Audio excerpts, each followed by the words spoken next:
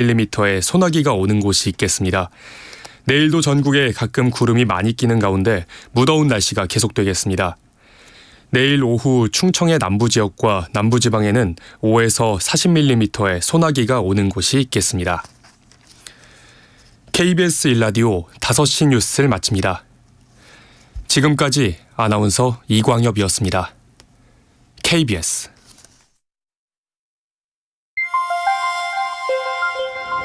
대한민국 중심 채널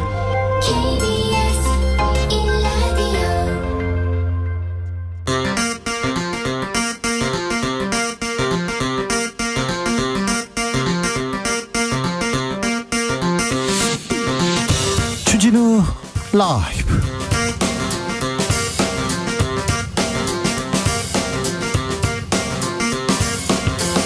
(2023년 8월 1일) 화요일입니다. 안녕하십니까, 주진우입니다. 이동관 방송통신위원장 후보자 청문회 준비를 위해서 첫 출근길에 올랐습니다. 출근길에서 언론은 장악될 수도 없고 장악해서도 안 되는 영역이라고 말했습니다. 그런데 왜 그러셨어요? 이런 질문 이 후보자에게 뒤따릅니다. 왜 이동관일까요? 홍석준 국민의힘 의원에게 물어보겠습니다.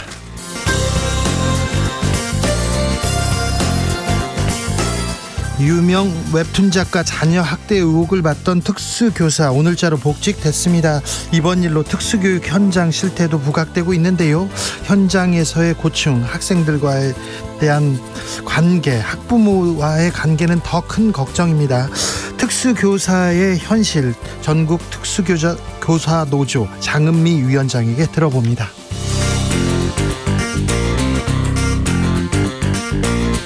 윤석열 대통령 그리고 여야 대표들 나란히 휴가에 나섭니다.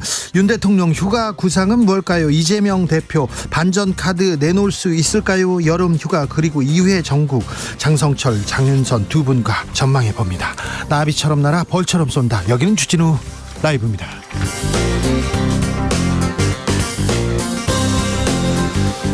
오늘도 자중자애, 겸손하고 진정성 있게 여러분과 함께 하겠습니다. 요즘은요, 젊은이들 사이에서 현금 챌린지라는 게 유행이라고 합니다.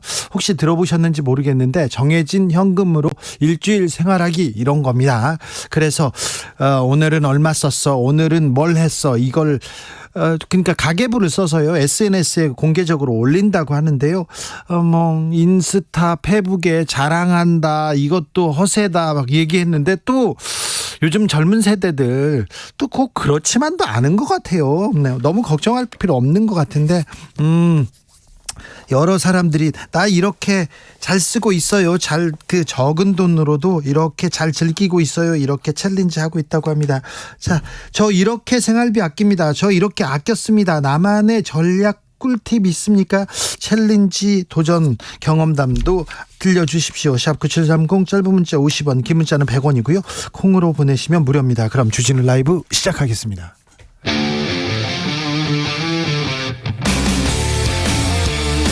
탐사보도 외길 인생 20년. 주 기자가 제일 싫어하는 것은?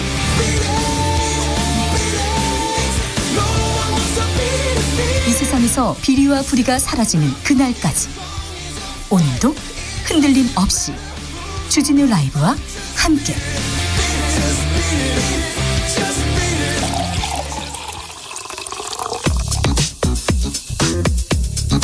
진짜 중요한 뉴스만 쭉 뽑아냈습니다. 주스 정상근 기자, 어서 오세요. 안녕하십니까. 층간소음, 벽간소음으로 너무 힘들어요, 너무 스트레스 받아요, 이런 분들 많았잖아요. 그런데 생각해보니까 건설회사 책임이 적지 않았던 겁니다. 정부 책임 적지 않았어요. 민간 아파트에서도 철근 빠진 아파트 많다고 합니다. 전수조사하기로 했습니다. 네, 한국토지주택공사 지하주차장 철근 누락 논란이 이어지는 가운데 정부는 어제 윤석열 대통령의 지시에 따라 민간 기업이 발주한 지하주차장 무량판 구조 아파트에 대해서도 전수조사를 벌이기로 했다고 밝혔습니다. 이 무량판 구조는 정부는 상부 무게를 떠받치는 테두리 보나 벽 없이 기둥이 콘크리트 천장을 지지하는 식인데요. 네. 층간 소음이 덜하고 내구성이 더 높다라는 장점이 있어서 최근 몇 년간 아파트 건설에 많이 적용돼 왔다라고 합니다. LH도 지난 2017년부터 이 무량판 공법을 적용해 왔습니다. 이권 카르텔, 부패 카르텔, 전관 예우 뭐 이런 얘기가 있는데 LH에서 논란이 되고 있습니다. 네, KBS는 이번에 논란이 된 부실 아파트 중 8개 단지에 LH 퇴직자가 다니는 이른바 전관업체가 감리를 맡고 있었다고 보도했습니다. LH를 다니다 퇴직한 사람을 채용해서 LH 공사 관련 일거리를 따내는 이 전관 논란이 재점화된 건데요. 이 중 3개 단지 감리를 담당한 한 업체의 경우 LH가 최근 5년간 730억 원이 넘는 계약을 몰아주기도 했다고 합니다. 네. 이 업체는 지난 4월 주차장 붕괴 사고가 난 인천의 LH 발주단지 감리업체 중 한 곳이기도 했습니다. 논란이 되자 국토부는 발주처인 LH와 감리업체 사이에서 불법 행위가 의심될 경우 수사를 의뢰할 방침이라고 밝혔습니다. 윤석열 대통령도 한마디 했습니다. 네, 윤석열 대통령은 오늘 국무회의 모두 발언을 통해서 최근 LH 발주 아파트 철근 누락 사태는 건설 이권 카르텔이 그 원인이라며 모두 우리 정부 출범 전에 설계 오류, 부실 시공, 부실 감리가 이뤄졌다라고 말했습니다. 윤석열 대통령은 국민 안전을 도외시한 이권 카르텔을 반드시 깨부숴야 한다라면서 부처는 고질적인 건설 사업 산업의 잘못된 관행을 바로잡을 수 있는 방안을 마련할 것을 지시했습니다. 이동관 방송통신위원장 후보자 오늘 사무실로 첫 출근했습니다. 인사청문회 준비를 위해서요. 네, 이동관 후보자는 오늘 기자들과 만난 자리에서 언론은 장악될 수도 없고 또 장악돼서도 안 되는 영역이라고 말했습니다. 이동관 후보자는 20여 년 언론계에 종사했던 언론인 출신이라면서 자유민주 헌정 질서에서 언론 자유가 가장 중요한 가치라 생각한다라고 말했습니다. 언론 자유가 가장 중요한 가치라고 생각하는 분이 왜 그러셨어요? 도대체 왜 그러셨어야 논란 계속됩니다. 국정원 통해서 검찰 통해서 감사원 통해서 KBS, MBC, YTN에 왜 그러셨어요? 정현주 사장한테는 왜 그러셨습니까? 김재동 씨에게는 왜 그러셨어요? 도대체 왜 그랬는지 그 얘기부터 해보고 가야 됩니다. 그리고 아들 학폭 논란, 학폭 가해자들, 부모가 힘 있는 부모자로서 학폭위도 안 열렸다 이런 논란도 있는데 이번 청문회에서 어떻게 얘기하는지 지켜보겠습니다. 잠시 후에 저희가 이거 생각해보는 그런 시간 갖겠습니다. 김영환 충북도지사 오송 지하차도 참사 전날에 서울에 있었다고요? 네, 24명의 사상자를 낸 오송 지하차도 참사 전날 이 김영환 충북지사가 서울에서 만찬을 한 사실이 드러났습니다. 당시 충북에는 재난 대응 최고 단계가 발령된 상태였습니다. 서울에서 뭐 했습니까? 기업인들을 만나서 현안 사업에 대한 조언을 받았다라고 하는데요. 지금 뭐 재난 대응 최고 단계인데 기업인들 만나서 뭐 조언을 받았다고요? 네, 그 시각 충북의 긴급회의 주재자는 행정부시장이었던 걸로 전해졌습니다.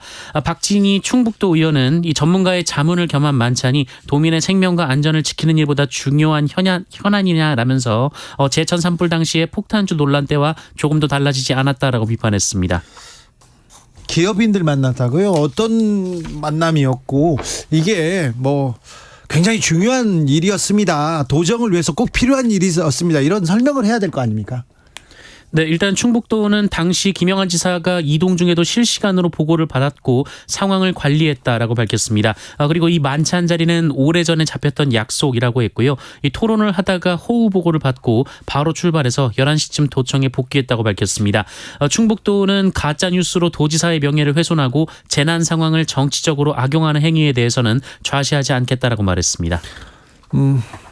김 지사 주변 땅 먼저 이렇게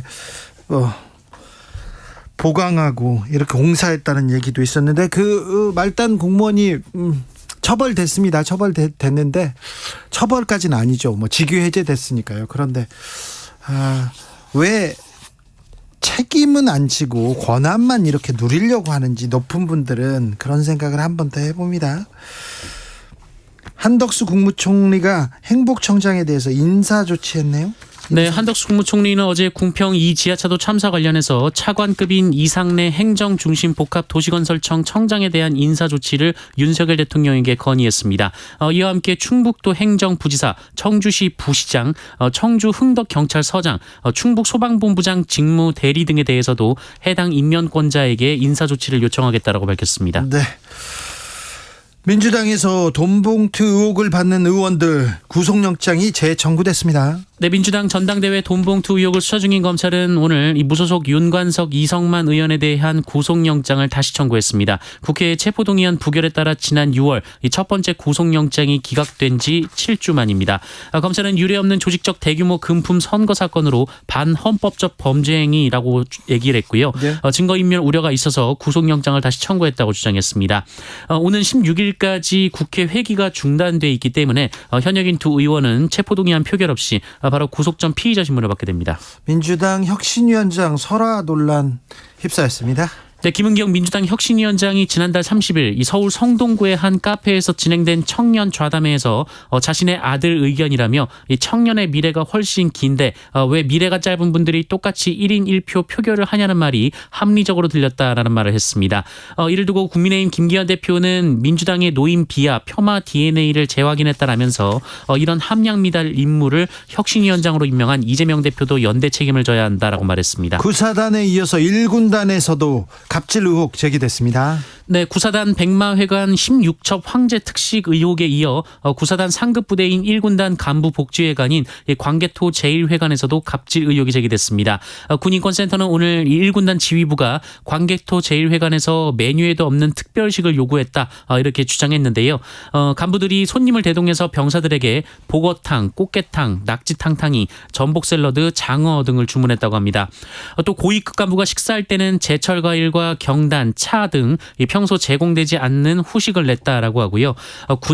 군단장이 식사를 할 때는 냅킨을 별 모양으로 접고 대령 원사급은 냅킨을 왕관 모양으로 접었다 이렇게 주장을 했습니다. 아울러 1군단 회관 관리관이 쉬는 시간에 주방에서 존다며 회관병을 폭행했다라고도 주장했습니다. 자, 옛날부터 이랬어요. 갑질 맞습니다. 옛날부터 관행이었어요. 갑질 맞아요.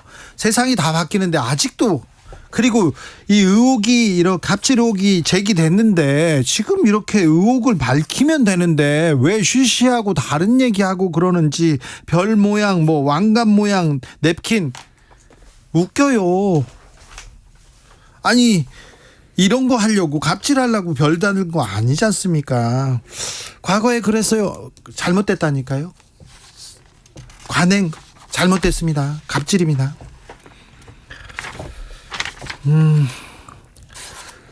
웹툰 작가가 고소한 교사가 복직됐습니다. 네, 웹툰 작가 주호민 씨의 아동학대 혐의 신고로 직위해제된 특수교사가 오늘자로 복직돼 다시 교단에 섰습니다. 네. 임태희 경기도 교육감은 이 소식을 전하며 선생님들이 혼자 대응하지 않도록 교육청이 대응할 것이라고 밝혔습니다. 잠시 후에 이 문제 자세하게 다뤄보겠습니다. 주스 정상근 기자 함께했습니다. 감사합니다. 고맙습니다. 저 이렇게 아꼈습니다. 요새는 생활비 이렇게 아껴요. 이렇게 얘기하십니다. 2676님께서 저는요 청소 영역 업체에서 일하는데요. 땀이 너무 많이 흘러가지고요. 식당 들어가기 미안하기도 하고 밥값도 아낄 겸 매일 도시락 싸서 다닙니다. 식당 들어가기 미안할 정도로 땀을 많이 흘린다. 땀 냄새 난다. 이거 그런데 각별히 조심해 주시고요. 이 온열 질환 환자들 많습니다. 더운데 건강 챙기면서 하세요. 좀 이럴 때도 이렇게 열심히 일해 주셔가지고 저희는 쾌적하게 편안하게 잘 지낸다, 감사하다는 말씀도 전합니다. 박성봉님께서 술 담배 끊고 운동한 지 10년 지났습니다. 근데 주머니 사정은 안 달라져요. 내가 건강해지니까 커리어 욕심은 생깁니다. 자영업 그만하고 제2의 인생 사회복지사 자격증 공부 시작하려고요. 훌륭합니다. 사회복지를 위해서 공부한다. 복지를 위해서, 주변을 위해서, 이웃 사람들을 위해서 공부한다. 훌륭하십니다. 존경합니다. 5683님, 저는요 KBS 1라디오 들으면서 퀴즈 응모하고 의견 보내면서 커피 쿠폰에 도전합니다. 여러 이벤트에도 꾸준히 도전하면서 작은 소득 위해서 노력합니다. 훌륭하세요. 네, 좋아요. 9256님, 살 빼면요 멋진 옷 사겠다고 결심했는데 살이 안 빠져가지고 20년째 안 빠져요. 그래서 본의 아니게 옷값을 아끼고 있습니다. 훌륭하신 거예요. 이거 절대 절약하시려고 안 빼시는 거잖아요. 다 알아요. 괜찮습니다. 네, 그렇게 편안하게 잘 지내시면 됩니다. 네, 괜찮습니다. 좋아요. 네. 주진우 라이브.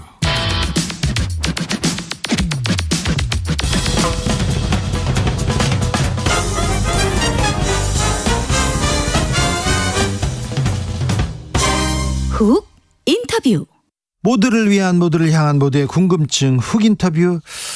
유명 웹툰 작가가 본인의 자녀를 가르치던 특수교사를 아동학대 혐의로 신고했습니다. 녹음도 했다는 그런 의혹도 있는데요. 최근 불거진 교권 침해 논란과 맞물려서 파장이 크게 일고 있습니다. 그런데 이번 일로 특수교사 처우에 대해서도 좀 고민해봐야 될 것 같습니다.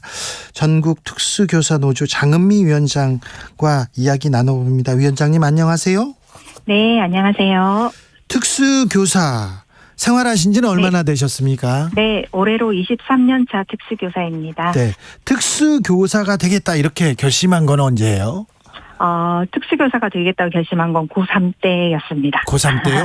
네, 그래서 진로를 특수교육으로 정했습니다. 네. 그런데 네. 특수교사 이거 쉽지 않은 일이잖아요. 네, 다른 많이들 선생님에 말씀하시죠. 비해서 네. 이게 다르다, 이게 좀 특수하다 이런 좀 간단한 설명 부탁드립니다. 네.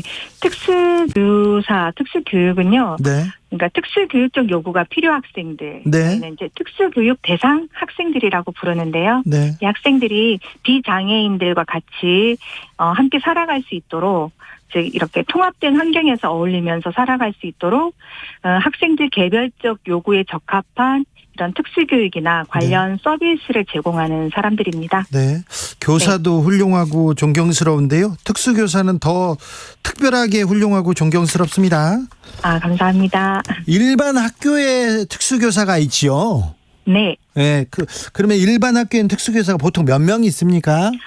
일반 학교는 특수학급 수에 따라서 교사 수가 정해지는데요. 네. 한 학급인 경우는 1명, 네.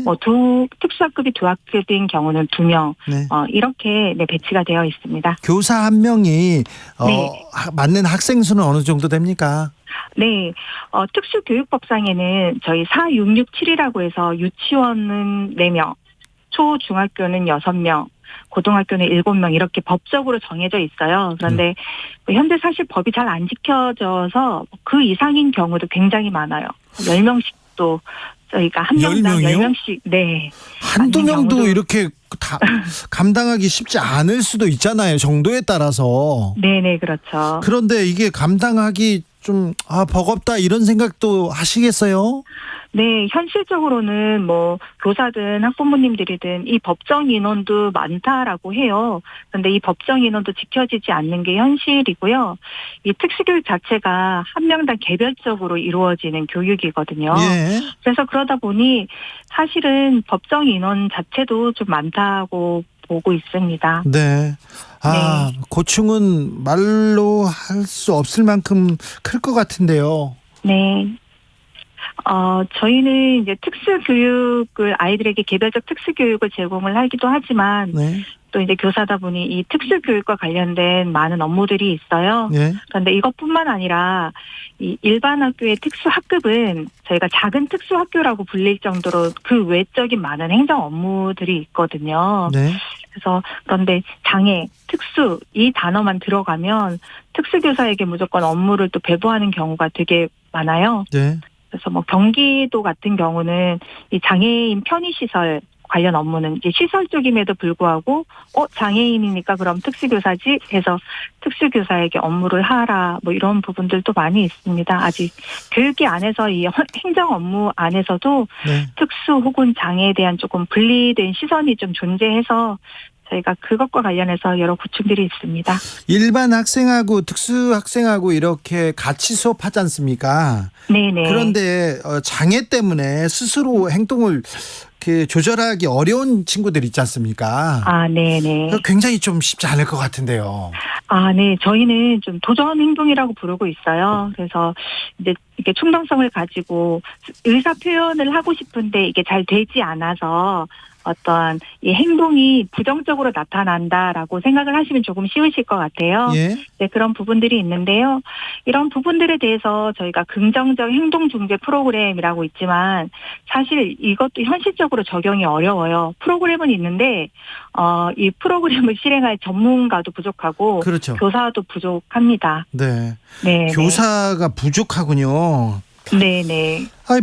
사람을 더 뽑아야 되는데 왜 더 뽑아달라 그거 알 거 아니에요 교육 현장에서. 네, 늘 저희는 뽑아달라. 그리고 교사 수도 부족하지만 학급, 특수학교, 그리고 특수학급도 되게 부족하다고 늘 말씀을 드리는데 왜 더 안 뽑아주시는지 잘 모르겠어요. 그러니까요. 네.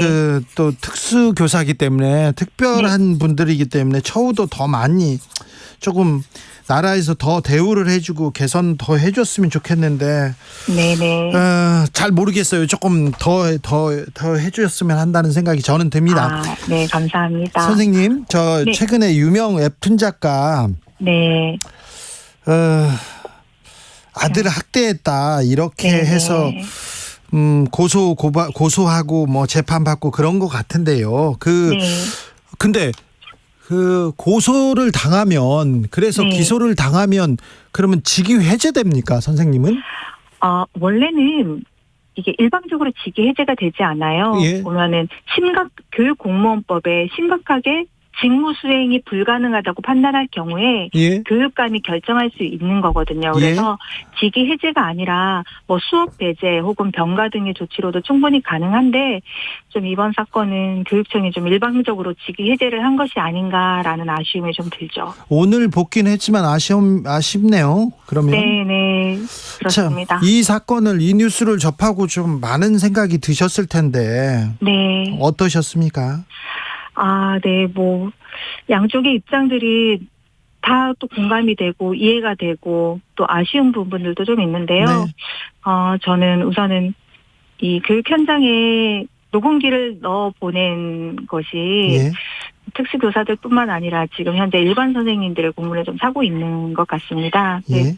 특수교사 입장에서는 아이가 의사소통이 원활하지 않다 보니 이런 상황들을 알고 싶어서 녹음기를 보낸 이 부모님의 심정이 되게 이해는 가지만 네. 그 전에 이렇게 바로 녹음기를 보내기 전에 뭐 특수교사나 또 통합학급 담임교사 그리고 학교와 좀 충분한 상담을 했으면 어땠을까 하는 아쉬움은 좀 있습니다. 알겠습니다. 네. 특수교사를 향한 아동학대 신고가 좀 많습니까? 네, 특수교사들도 많이 있고요. 또 특수교사들뿐만 아니라 일반 교사들도 많이 있는 걸로 알고 있어요. 아, 그래요? 네. 특별히 참 몇몇 자극적인 뉴스가 계속 잇따르면서 좀 네. 문제를 해결해보자, 고민해보자 보다는 좀 네. 마녀사장식의 혐오 이렇게 네. 부추기는 그런 그 여론도 이어집니다. 어떻게 보십니까? 최근 상황들? 네. 이런 상황들이 저희도 너무 염려스럽고 걱정이 되거든요. 네. 그리고 저희가 이렇게 특수교사들이 목소리를 내는 것도 사실은 쉽지 않았거든요. 네. 이러한 여론이 혹시라도 형성이 되면 어떡하지라는 네. 이런 걱정들 때문에 되게 염려를 했고요. 또 지금 보면 이 장애 학생의 일부 행동을 좀 전체로 일반화하고 또 장애 학생이 문제 학생처럼 네. 이렇게 동일시하는 부분들이 굉장히 좀 염려가 됩니다. 그렇죠, 그렇죠. 이거는 네.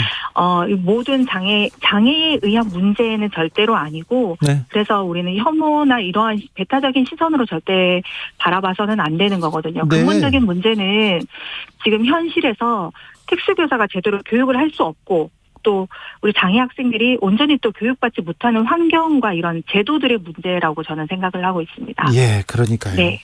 장애 좀 불편하고 좀 불편한 건데 문제가 있는 건 아니죠. 그리고 우리 그럼요. 사회가 네. 우리 학교가 다 보듬어야죠. 네네네. 자, 일반 학교하고 특수 학교하고 이게 어떻게 절충을 할 것인지 학급에서는 어떻게 할 것인지 이게 또 정답은 없고 네. 어떤 대책을 마련해야 될지 참 고민이 큽니다. 네.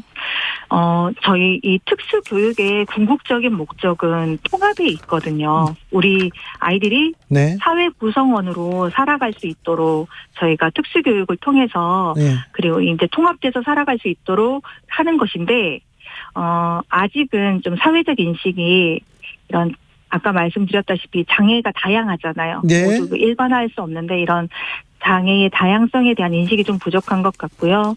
또 장애 학생이 교육으로 충분히 배워나가고 바꿔나갈 수 있다는 가능성을 좀 지켜봐 주지 못하고 있는 게 아닌가. 네. 네. 그리고 뭐 계속해서 말씀드리지만 특사급수나 특수학교가 너무 부족하고 네. 또 특수교사 수가 부족하기 때문에 또 저희가 제대로 된 교육을 그렇죠. 하기 힘든 것도 있고요. 네, 네, 네. 네, 그렇습니다. 알겠습니다. 네. 돈은 이런 데다 써야죠. 세금 네, 걷어서 뭐 합니까? 맞습니다. 여기다 써야죠. 교육 예산 여기다 써야 될 거 아닙니까? 네네, 맞습니다.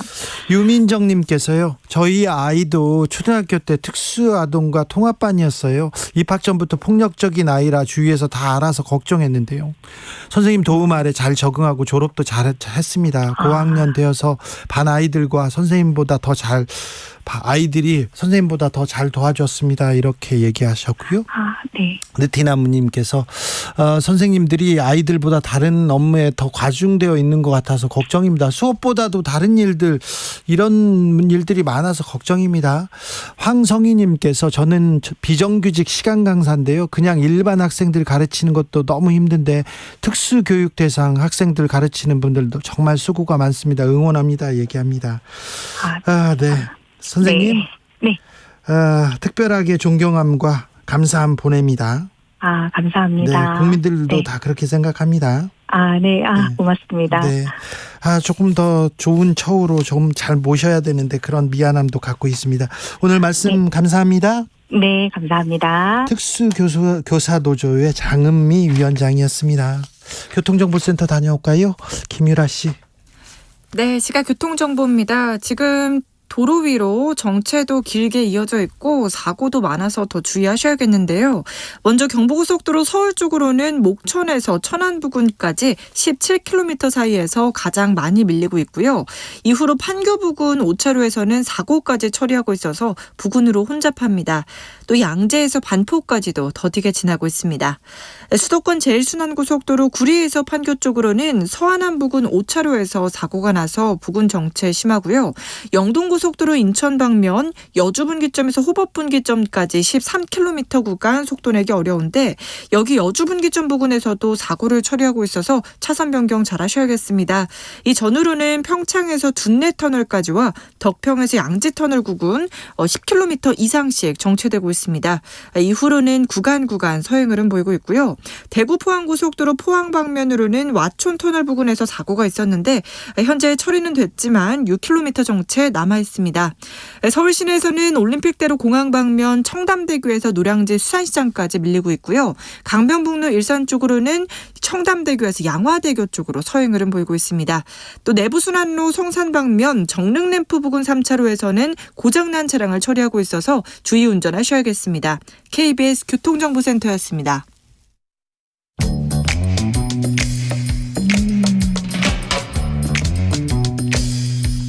오늘의 정치권 상황 깔끔하게 정리해드립니다. 여당 야당 크로스 최가박과 함께 최가박당. 오랜만인 것 같죠. 오랜만에 뭉쳤습니다. 여야 최고의 파트너입니다. 최영두 국민의힘 의원. 네, 안녕하십니까. 저는 계속 나왔는데 네. 박성준 의원님. 박성준 더불어민주당 의원. 안녕하세요. 네. 한동안 못 나왔습니다. 네. 어디 휴가 다녀오신 건 아니죠? 휴가는 아니고요. 일이 많았어요. 네. 지난주에는 그 수해 복구 지원 가서 나도 수해 복 갔는데. 네. 또 제가 또 대변인이어서 현장 또 대변인 역할도 해야 돼서. 네. 지난주에 통화가 안 돼가지고 내가 네. 매우 참 답답했습니다. 그래도 네, 말씀 잘해 주셨습니다. 저 이번 기회에 층간소음, 벽간소음 이런 거 있지 않습니까? 좀 네. 줄이는 좀 대책을 내주십시오. 철근 빠진 아파트가 그렇게 많다요. 저도 깜짝 놀랐어요. 순살 네. 아파트라고 하더군요. 그러니까요. 이런 부분에 대해서는 명확하게 예. 근거 규정 만들어서 엄벌해야 되고요. 예. 처벌해야 되는 것이죠. 그리고 다시는 이런 일이 없도록 만들어야 되는 거 아니겠습니까? 네. 최영두 근본적 원인부터 최영두 좀 의원님도 대책을 좀 마련해야 될 거예요. 네, 아니, 대책 세워주십시오. 지난번에 LH 그 투기가 있었는 그죠. 저 LH 공사가 미리 주택 용지로 LH 이제 단지로 개발했고 그네 땅 사고 했던 사람들 아닙니까? 네. 그런데 지금 또 LH가 이게 민간에서 뭐 이렇게 여러 가지 하청 지하청을 거치면서 그런다는 건 또 심각한 문제일 텐데 더욱이 LH가 지은 아파트에서 그러니까요. 너무 심각합니다. 이게 정말 카르텔이라고밖에 볼 수 없는 네, 거고요. 네. 예. 이게 카르텔이죠. 이게 이제 경실련도 그런 이야기를 했습니다. 경실련이 뭐라고 그러냐면 이 금단 아파트 그 지하 주차장 붕괴 네. 사고 원인은 LH의 정관 특혜 탓이다 이렇게 이야기했거든요. 그 정관들한테 감리를 몰아주고 이게 이제 아파트라는 게 시공하면 감리하고 감독하고 뭐 이게 다 있는 거거든요. 예. 또 건설하는 회사 또 그게 또 이제 하도급을 주고 이런데 정말 이게 모범이 되어야 될 공기업에서 생겼다는 문제 정말 참 충격적입니다. 예전에 왜 70년대 개발 시대 때 와우 아파트였나요? 네. 그런 무너지는 거 보셨잖아요. 보고 네. 이제 우리나라엔 그런 일 없을 거라고 하고 지금 21세기에 우리나라 대한민국 선진국인데 지금 산풍 무너지고. 산풍 무너지고 지금 순살 아파트 논란이 일어난다는 것은 예. 진짜 이게 창피한 일이죠. 네네. 이 기회에 자 확실히 건설 뿌리 뽑아야 비리 됩니다. 좀 뿌리 네. 뽑아야 됩니다. 여야가 따로 없습니다. 왜 이동관일까요? 이동관 특보를 방통위원장 후보자로 지명했습니다. 오늘 또 이렇게 또 청문회 준비하러 가시면서 얘기 한마디 하셨어요. 언론은 장악될 수도 없고 장악해서도 안 되는 영역이다. 언론은 장악해왔죠, 그분이. 실제 그런 실천을 해왔고 언론 장악의 대명사, 장본인. 그것은 누가 더 잘 알고 있냐면 이동관 위원장 그렇게 얘기를 안 하고 싶어도 언론 현장에 있었던 그러니까 이명박 정부에서 홍보 특보를 하고 당시에 언론 장악을 했던 장본인 홍보수석? 아닙니까? 홍보수석을 네. 했었죠. 예. 홍보수석을 했던 그 이동관 위원장이 언론 장악위원장, 방송 장악위원장으로 다시 등극한 거 아니겠습니까? 그리고 오늘 기자들 만나서 그런 얘기를 하더라고요. 공산당의 신문 방송을 우리가 언론이라 얘기하지 않는다. 네. 지금 어느 시대인데 공산당 타령을 하는 거예요. 우리나라에 그럼 지금 공산당 기관지가 있다는 얘기입니까? 저는 이동관 이 후보자가 이런 인식을 갖고 있다라는 것 자체가 어느 시대에 살고 있는지 결국 그래서 지금 얘기하는 건 뭐냐면 자기의 임무가 그거 아니겠어요? 방송 장악, 언론 장악해서 언론 탄압해서 윤석열 정권 순항하는 데 있어서 특히 내년 총선의 역할을 하겠다. 이게 선언하는 거 아니겠어요? 이렇게 얘기하는 걸 보면 그리고 저는 세평이라는 게 있지 않습니까? 네. 어떤 사람이 그 위원장의 역할을 할 수 있느냐 없느냐.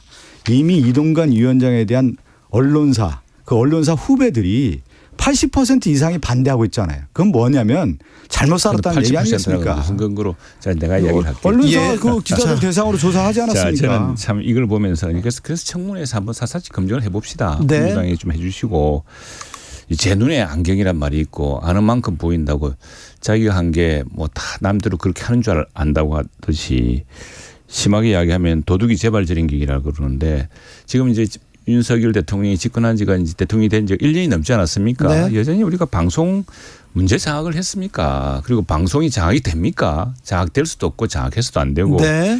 또 그것이 오히려 그 민노총이 또 자주우지하는 방송 노조들을 또 더 자극해서 더 뭐 이렇게 하는 마당에 그런 일을 어떻게 하겠습니까? 그런데 자 내가 왜 민주당이 왜 자꾸 이 문제에 대해서 우리는 이동관 방송통신위원장 후보가 언론계 출신으로서 더구나 이제 이 방송통신의 이제 어떤 공영성 회복 문제 또 본인이 이야기했듯이 뭐 글로벌 경쟁력 문제 뭐 이런 것들을 위해서 필요한 자리라고 생각해서 하는 건데 근데 왜 이걸 갑자기 이동관이 뭐 언론을 장악한다고 이야기하느냐 보니까 그 대통령이 문재인 대통령이 되고 나서 딱 2달 만에 있었던 민주당 워크숍에서 당시에 방송 장악 그 문건이 있었어요. 그래서 언론 적폐청산을 당 적폐청산이 최우선 과제를 추진하고 방송사 구성원 및 시민단 찾기 중심으로 KBS, MBC 사장 퇴진운동 방통위 권한을 활용해서 방송사 내부 음중조사 등을 즉시 이런 걸 내가지고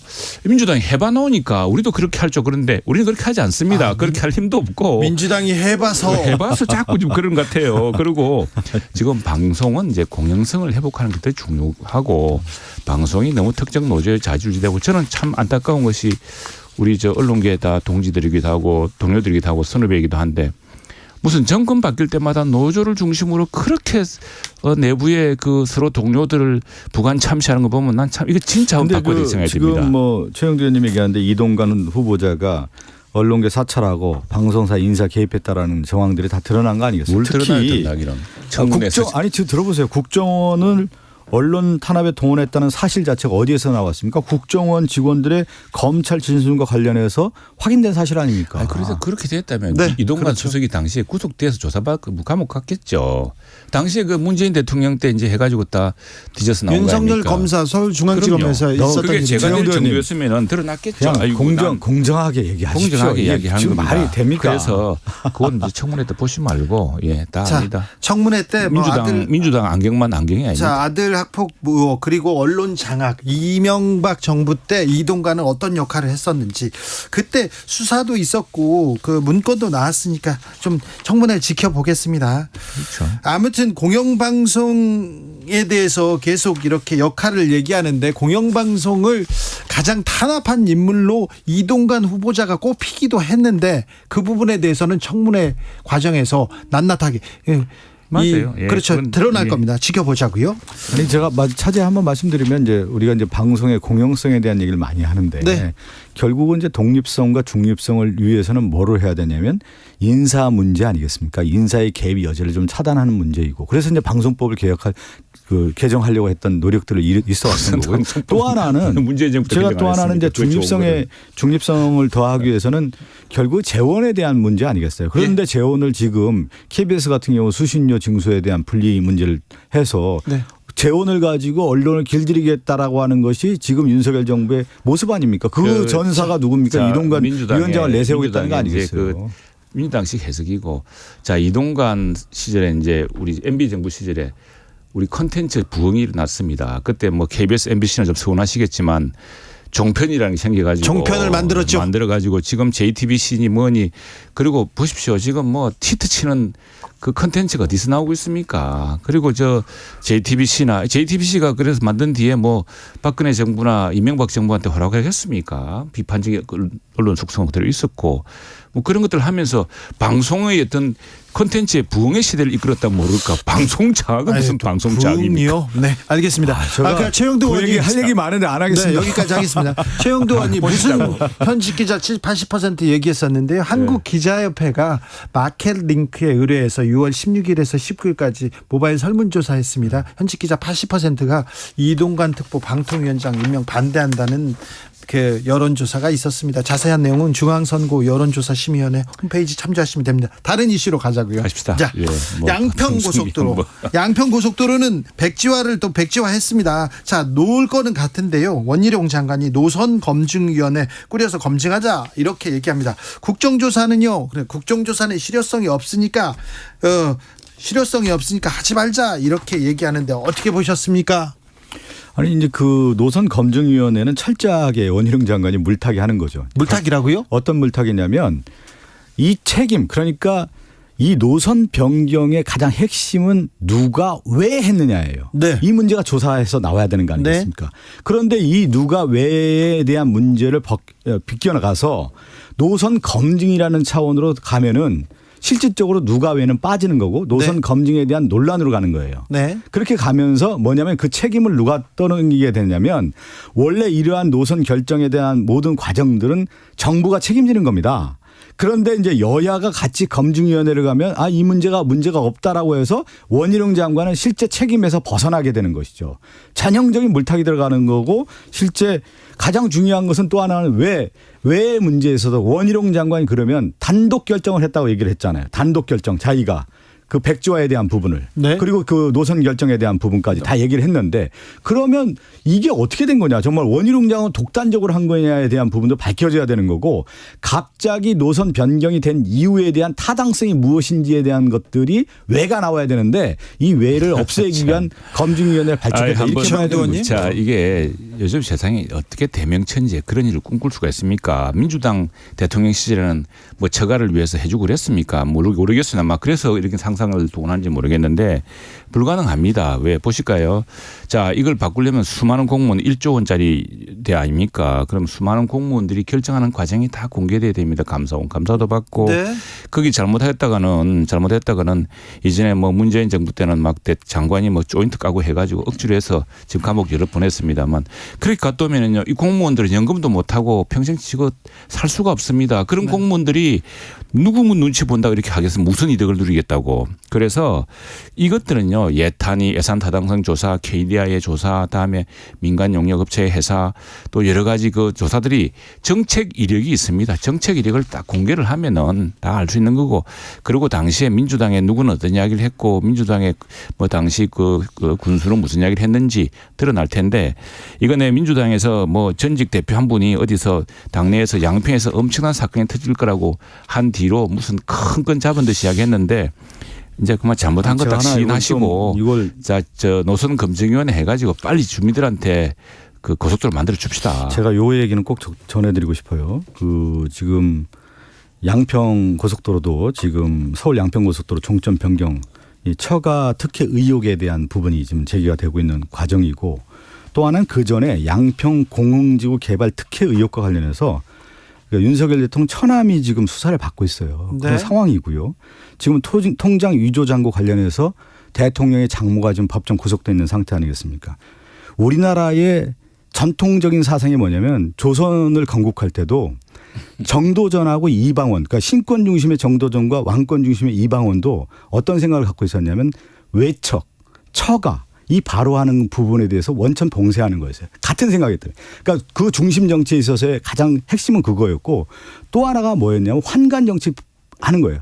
특수한 이익 집단에 의한 정치 개입에 대한 부분을 원천적으로 막고자 하는 것이 우리의 전통적인 사상이었단 말이에요. 그래서 조선시대뿐만 아니라 민주화 됐어도 처가 관리가 가장 중요한 국정 운영의 척도였단 말이에요. 그래서 처가 관리는 어떤 거였냐면 이권 개입과 인사 개입을 원천적으로 봉쇄한다라고 하는 차원에서 우리의 민주주의의 기본적인 생각에 다 있는 거예요. 그래서 뭐냐면 윤 대통령과 관련된 처가 관리가 이 부분에 대해서는 매우 명확하게 나와야 되는 거예요.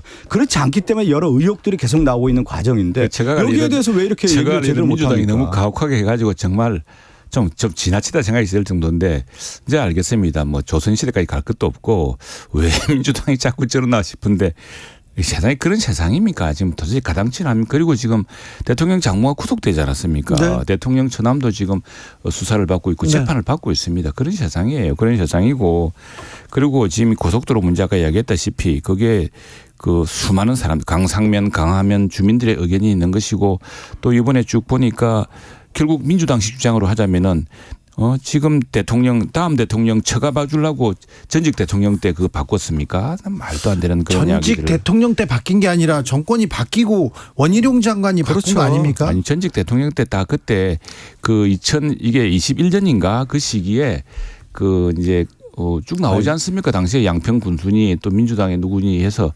고속도로가 이렇게 갈 경우에 뭐 강강 수계를 몇 번 더 지나고 뭐 어떡저떡 해서, 그리고 무엇보다도 이용하는 사람이 강하면보다 강상면이 강한 헷갈리는데 어느 쪽이 더 많다는 거 하고 해서 나왔다는데, 아니 그걸 어떻게 그걸 감추고 손바닥으로 하늘을 가릴 수 있겠습니까? 다 드러날 일을. 그래서 국정조사하면 되는 거예요. 무슨 국정조사를 해요? 지금 국정조사 할 필요도 없는 거를 시위한 떠들이 가지고 또 다른 지금 얘기하는 거잖아요. 지금 끌어들여서 할 아니 누가 당장 왜 이 문제를 이렇게 갑자기 변경했는지 민주당이 쓸데없는 헛발질을 하는 거지. 무슨 소리 합니까?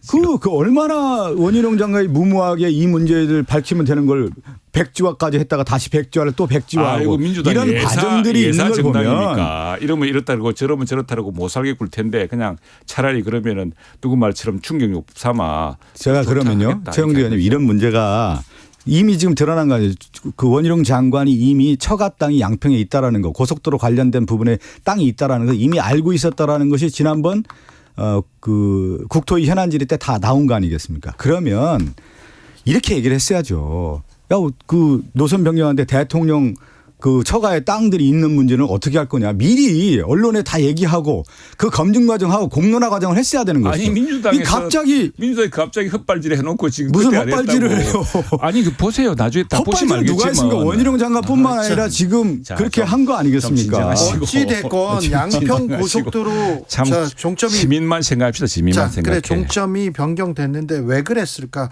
그 주변에 왜 대통령 처가의 땅이 있지, 이 부분에 대해서는 저는 대통령실 국민의힘에서 해명하고 넘어가는 게 그렇죠. 빨리 해명하고 아니 정책 이력이 다 있잖아요. 지금 민주당 하나도 이야기를 안 하는데 그 보시면은 2021년인가 KDI 예타를 할 때 여기에 저 환경 평가 근데 지금 원 노선이 이렇게 저렇게 갈 경우에 그 상수원 지역에서 그 다리를 몇 개 더 통과하게 된다. 남은 쪽은 하면은 이게 적다.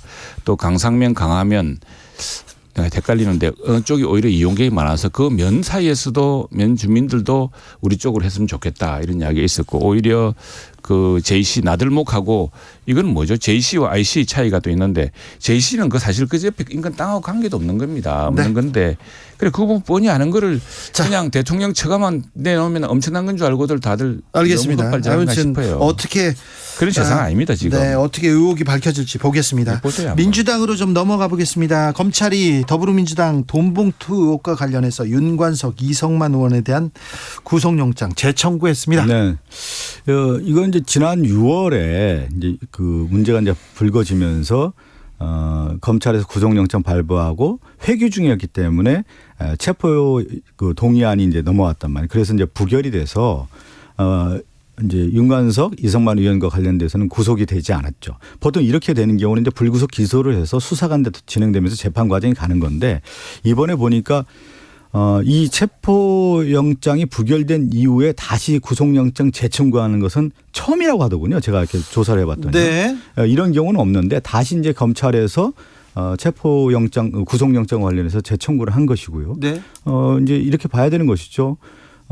검찰이 이제 우리가 얘기하는 이제 법원에서 판단 기준이라는 것이 증거 인멸과 도주 우려가 있느냐에 대한 부분인데 네. 체포 동의안 그 발의할 때도 당시에 도주 우려와 증거 인멸과 관련된 부분이 한동훈 장관이 설명을 다 했단 말이에요. 국회 안에서도요. 국회에 나와서 설명을 다 했기 때문에 추후에 그런 보완 수사가 얼마나 됐는지에 대한 부분도 좀 살펴봐야 될 것 같고 영장이 어느 정도 이제 기재됐는지를 좀 살펴봐야 되는 건데 지금 구체적인 어떤 녹취록과 관련된 부분이 있는데 검찰이 구체적 실체적 과정이라고 할까요? 실체, 그 사건의 실체를 얼만큼 밝혔는지 좀 살펴봐야 될 것 같습니다. 예, 이건 뭐 사건의 실체가 드러나 있고 또 뭐 증거가 있고 뭐 한다면은 또 결백하다면은 저는 뭐 당사자들이 이런 논란 빚지 말고 구속 전 피의자 신문 영장 실질심사를 그냥 끌어가면 됩니다. 이게 네. 과거에 이제 권성동 우리 전 원내대표가 했던 방식이고 그렇게 해서 불체포 특권에 대해 숨지 않고 방탄을 해서 이번에는 회기 중이 아니기 때문에 기획이기 때문에 당연히 받아야 되는 거죠. 그리고 네. 이 검찰도 이게 이제 그 수사 과정에서 이 뭔가 지금 이렇게 해서는 안 된다는 미진한 게 있으니까 할 텐데 그 판단을 법원에 맡기면 됩니다. 네. 이 피해자 신문이랑 요즘 지난번에 하영재 우리 의원 같은 경우도 체포 동의안을 우리가 그때 가결시켰지 않습니까? 민주당이 그때는 또 가결시켜 주셔가지고 가결됐는데 그걸 가보니까 그때 하영재 의원 같은 경우는 증거가 다 있기 때문에 도주할 우려가 없고 해서 뭐 구속에 실익이 없다 해서 그냥 그 재판에서 또 자기가 방어할 수 있도록 그래서 재판받고 있죠. 예, 구속가 되지 않았던 겁니다. 그렇게 하시면 되지 뭘 이걸 가지고서 네. 고민하십니까? 이제 이 두 의원 말고요. 이재명 대표 소환설 그리고 영장 청구설 나옵니다. 이렇게 흘러가는 거죠. 지금 이제 검찰의 의도라고 하는 것이 분명히 드러나는 거 아니겠어요? 이제 윤관석, 이성만 의원 관련된 이제 구속 이제 영장 발부하고 또 민당에 이제 거기에 연루된 의원들에 대한 얘기를 또 하지 않겠습니까? 그러면서 민당에 대한 전반적인 공세가 이어지는 거. 그 후에 어떻게 되냐면 이재명 당대표와 관련된 또 다른 이제 소송을 통해서 구속영장 발부하지 않겠냐 이렇게 이제 예측이 되는 건데 이 말씀은 좀 드리고 싶어요. 그러면 이재명 당대표와 관련된 수사가 처음에 어디서부터 시작됐습니까? 대장동에서 시작됐단 말이에요. 네. 그 대장동 조사해봤더니 박영수 특검이라든가 50억 클럽이 거기서 실체가 드러나는 거고 또 하나는 안 되니까 성남 FC 갔다가 또 지금 어디 갔습니까 그 사건은? 그다음에 잠깐만 한번 더. 네.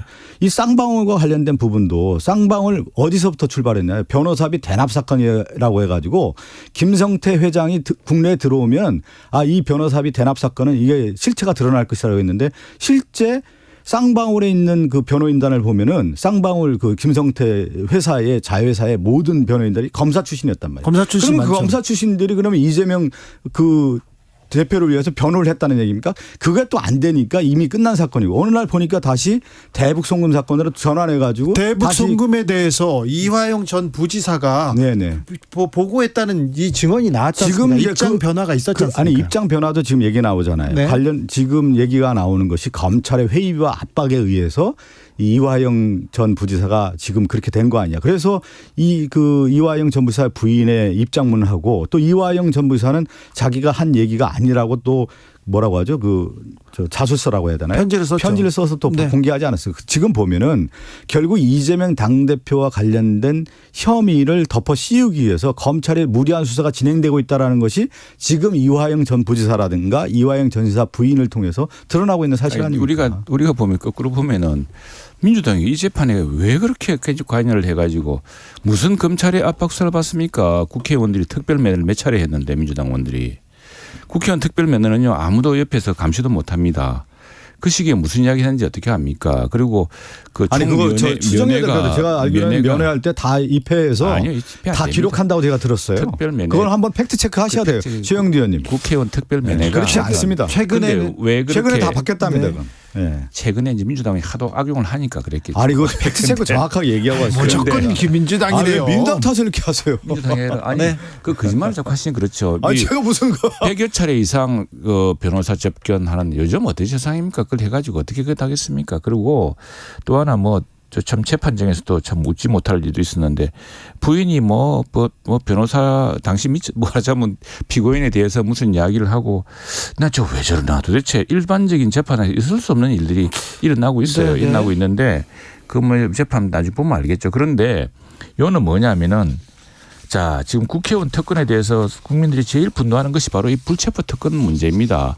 이재명 대표가 그렇게 좀 당당하게 우리 박 의원 말씀하신 걸 하다면은 그냥 구속 전 피의자 신문 해가지고 하면 끝나는 거예요. 근데 그거 안 하려고 지금 이렇게 온 당을 동원해서 불체포 특권을 행사하고 있는 거 아닙니까? 이제는 불체포 특권 내려놓겠다고 이재명 대표는 그러니까 선언을 이제 했으니까. 이번에 이제 그걸 보여주시면 되죠. 지금까지 보면 이제 검찰이 그리고 무리한 수사라는 뭐 게 제가 재수할 앞서도 수밖에 설명을 없는 거 드렸잖아요. 아닙니까? 대장동, 성남FC, 무슨 백현동, 쌍방울 대납 사건 이거 가지가지 그래서 널뛰기 하듯이 이 사건 같다 해서 남아있는 게 대북 송금 사건으로 지금 말도 안 되는 사건을 가지고 지금 이렇게 얽고 있지 않습니까? 말도 안 돼요. 말도 안 되는 사건에 왜 검찰이 민주당이 말도 안 되는 사건으로 지금 영장을 자, 청구하려고 그리고 할까요? 또 하나 볼까요?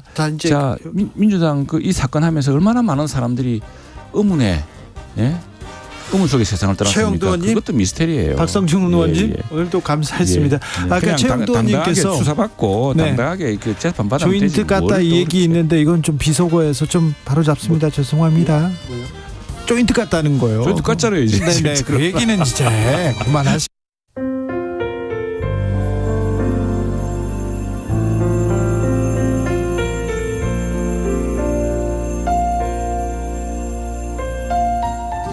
KBS 라디오 연중기획 희망충전 대한민국 545번째 이야기. 안녕하세요. 아나운서 이연주입니다. 지붕이 뚫리다시피 한 낡고 오래된 집. 이곳엔 민형이네 8식구가 살고 있습니다. 몸이 아픈 아빠와 엄마, 형, 동생들까지 모두가 지내기엔 너무도 열악하고 협소한 공간인데요. 비라도 오는 날은 받쳐놓은 양동이와 수건을 피해 각자 흩어진 채 잠을 청해야만 합니다. 얼마 전 내린 큰 비로 고통이 더욱 커진 민형이 가족. 집 전체에 퍼진 곰팡이와 점점 내려앉는 천장에 이곳저곳 도움을 요청해봤지만 무허가 집이라서 지원이 어렵다는 답변만 돌아왔습니다. 계속되는 비 소식에 밤잠을 설치는 12살 민영이. 민영이 가족이 지금보다 안전한 환경에서 생활할 수 있도록 여러분이 관심과 마음을 보내주세요.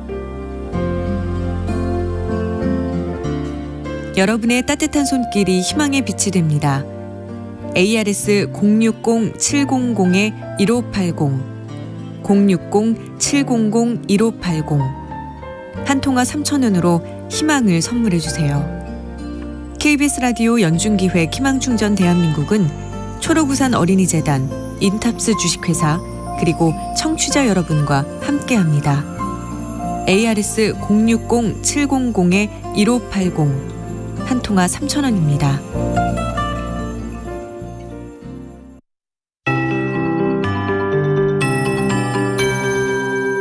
KBS 58분 날씨. 달력이 한 장 넘어가고 더위의 기세도 강해졌습니다. 제6호 태풍 카눈이 매우 강한 세력으로 일본 오키나와 남쪽 해상에 머물러 있는데요. 진로가 유동적인 가운데 느린 속도로 이동하면서 당분간 우리나라의 습한 열기를 계속 불어넣겠습니다. 전국 대부분 폭염주의보보다 한 단계 높은 폭염경보가 내려져 있습니다. 오늘 서울의 낮 기온이 34.2도까지 올라 어제보다 조금 높았고요. 청주와 강릉, 광주, 밀양 등 많은 지역이 35도를 기록했습니다. 내일 아침 최저기온은 서울과 강릉, 부산, 제주가 27도로 오늘보다 후텁지근하겠고요.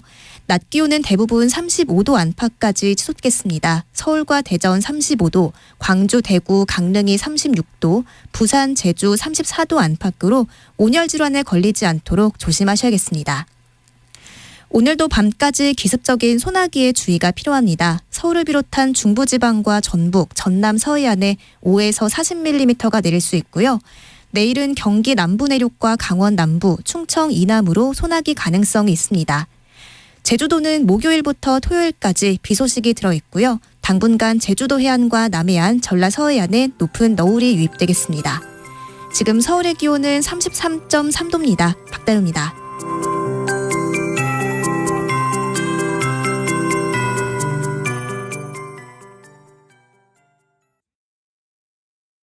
정성을 다하는 국민의 방송 KBS가 6시를 알려드립니다. AM 711kHz, FM 97.3MHz, KBS 1라디오입니다. HLKA.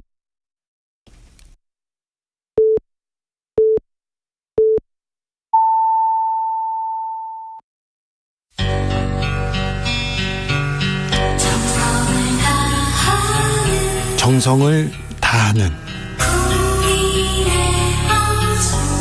국민의 방송 KBS 주진우 라이브. 그냥 그렇다고요. 이 시각 라디오 정보센터 뉴스입니다. 윤석열 대통령은 아파트 지하주차장 부실 시공의 근본 원인은 건설산업의 이권 카르텔이라고 지적했습니다. 국민 안전을 도외시한 이권 카르텔은 반드시 깨부수어야 한다고 강조했습니다. 검찰이 오늘 오송 지하차도 참사와 관련해 미호강 임시제방 건설업체와 감리업체 등을 압수수색했습니다. 한편 오송 지하차도 참사 유가족협의회는 김영환 충북지사와 이범석 청주시장 등을 중대재해처벌법 위반 혐의로 검찰에 고소하기로 했습니다. 7월 무역수지가 16억 3천만 달러 흑자를 기록했습니다. 수출은 10개월째 줄었지만 에너지와 원자재 가격 하락의 영향으로 수입이 더 크게 줄면서 무역 흑자가 2달 연속 이어졌습니다. 국내에서 32년 만에 다시 열리는 제25회 세계 스카우트 잼버리가 전북 부안의 새만금 일대에서 오늘부터 12일간의 공식 일정에 들어갔습니다. 이번 잼버리에는 전 세계 159개 나라의 청소년 스카우트 대원 3만여 명을 포함해 모두 43,225명이 참가합니다. 지금까지 라디오 정보센터 조진주였습니다.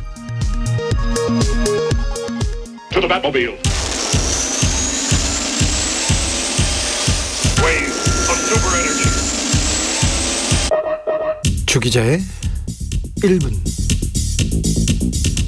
한동훈 장관 화제입니다. 한동훈 장관 나오면 기사가 쏟아집니다.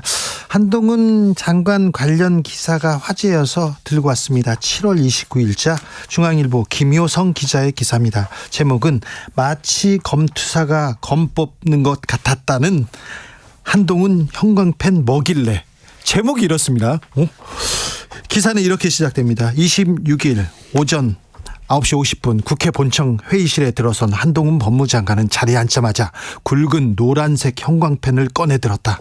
그리고는 진지한 표정으로 챙겨온 자료에 연신 줄을 쳐가며 야당 의원의 질의에 대비했다. 회의에 참석한 한 여권 인사는 형광펜 뚜껑을 열 때 마치 검투사가 검을 뽑는 것 같았다고 말했다.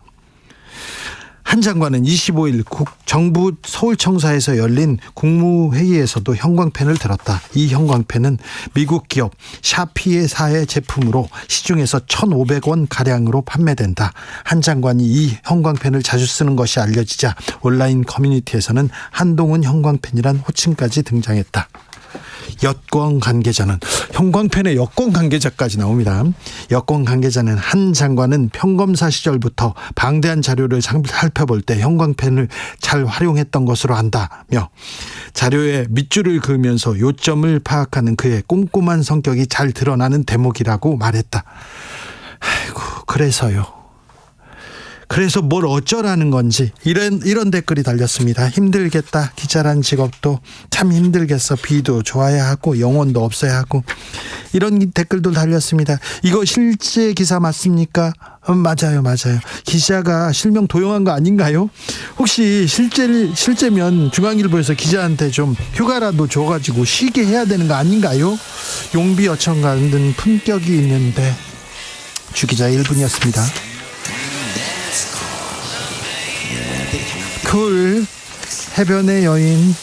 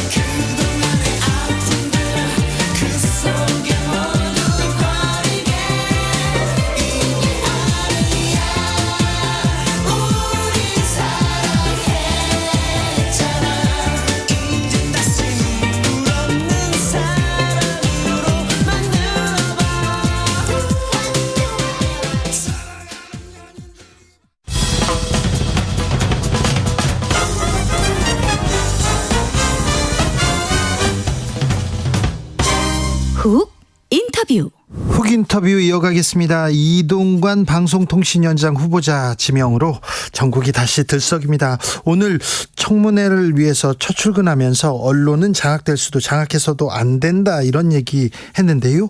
왜 이동관일까? 이동관인 이유 한번 물어보겠습니다.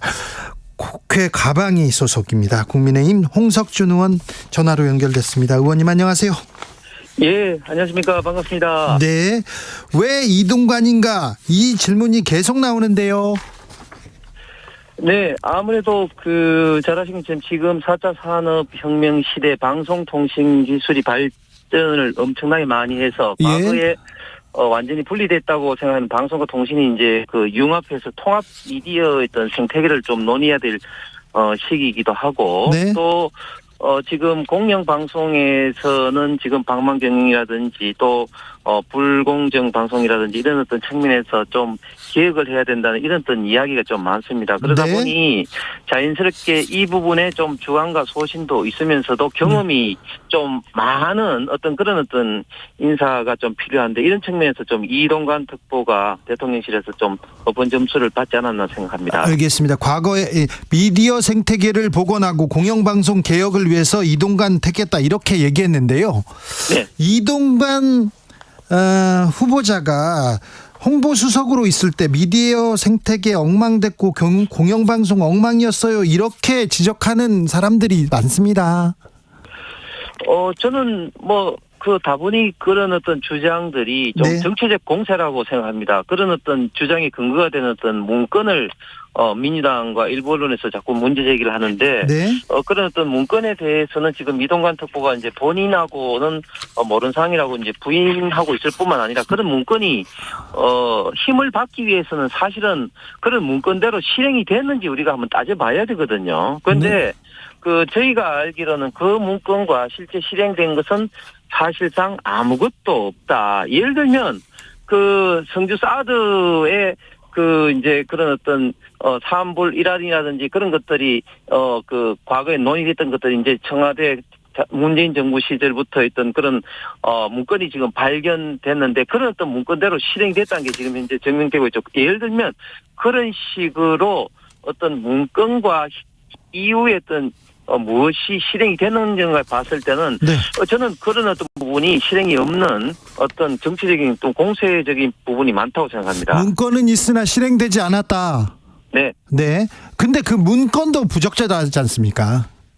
그러니까 그런 문건도 사실은 부적절하죠. 그런데 이제 문제는 뭐냐면은 그 문건에 대해서 이동관 특보는 본인하고는 관계는 없다고 이제 부정을 하고 있죠. 이건 청문회에서 가려질 거지만 본인은 그 관계 없다고 얘기하고 있습니다. 그렇습니다. 네. 그렇습니다. 이제 그런 문제에 대해서는 뭐 청문회에서 예. 충분히 저는 가려질 거라고 생각합니다. 네. 오늘 출근하면서요. 청문회 준비하면서 출근하면서 공산당의 신문 방송 언론 얘기했습니다. 이 발언은 어떻게 보셨어요?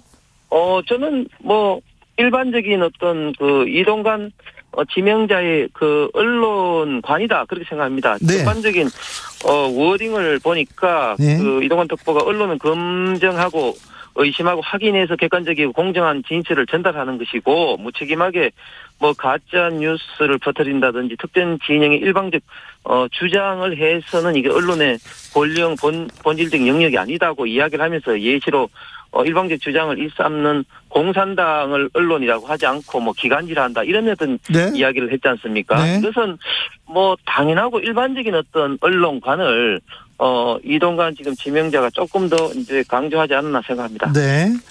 언론은 장악될 수도 없고 장악해서도 안 된다 이런 얘기도 했어요. 네, 그렇습니다. 네. 이동관의 언론관을 잘 보여준다 이렇게 들으셨군요. 네, 그렇습니다. 그리고 한 가지 분명히 말씀드리고 싶은 것은 저희가 야당 시절일 때 민주당에서 주장했던 언론중재법 잘 알고 계실 겁니다. 저희들은 그때 당시 언론중재법에 대해서 강력하게 반대했기 때문에 예 그런 어떤 측면에서 있던 연장선상에서 이동관 특보도 좀 언론관을 이야기하지 않았나 생각을 합니다. 그렇습니까? 근데 이동관 후보자가 홍보 수석으로 있었을 때 그리고 이명박 정부 때 언론관 그때 언론이 황폐화됐다 이런 얘기는 계속 되는데 의원님은 어떻게 보십니까?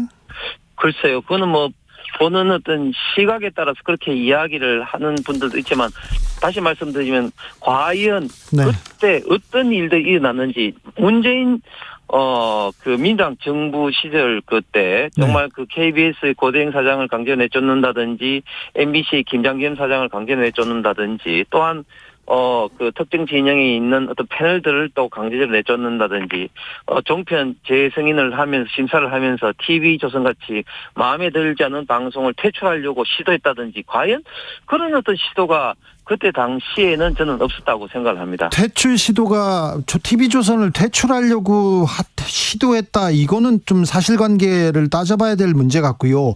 의원님, 이동관 홍보수석실에서 문건을 만들어가지고요. KBS 간부 성향을 따져봐라. 사찰을 문건을 지시했었습니다. 그리고 경향신문 광고 수주 내역을 해가지고 보고하라. 그래서 국정원 직원이 홍보수석이 시켜가지고 했다. 이런 문건도 만들고 실행한 적이 있어요. 과거에는 그런 적이 없었다. 이렇게 얘기하시면 안 됩니다.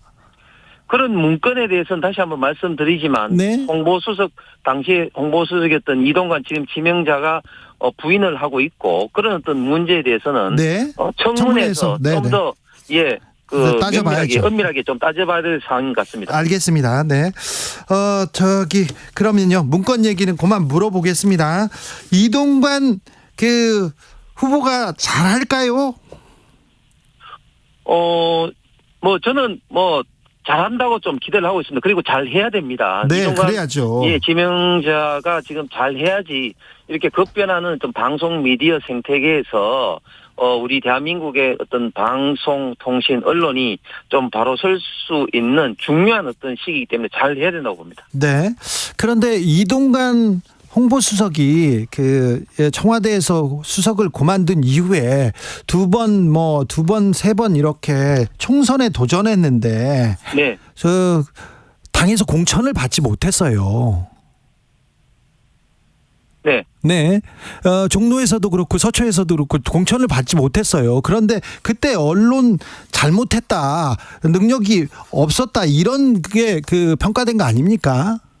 글쎄요, 그 공천 문제와 본인이 갖고 있는 이런 어떤 이런 역량의 어떤 문제, 특히 이런 어떤 방송통신위원장으로서 네. 뭐 잘할 수 있을지 뭐 없을지 그런 문제하고는 저는 네. 좀 연관관계가 좀 상대적으로 좀 적거나 없다고 생각합니다. 알겠습니다.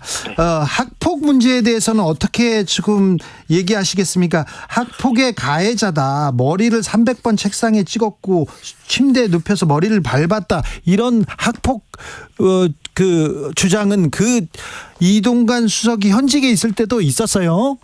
네. 그런데요.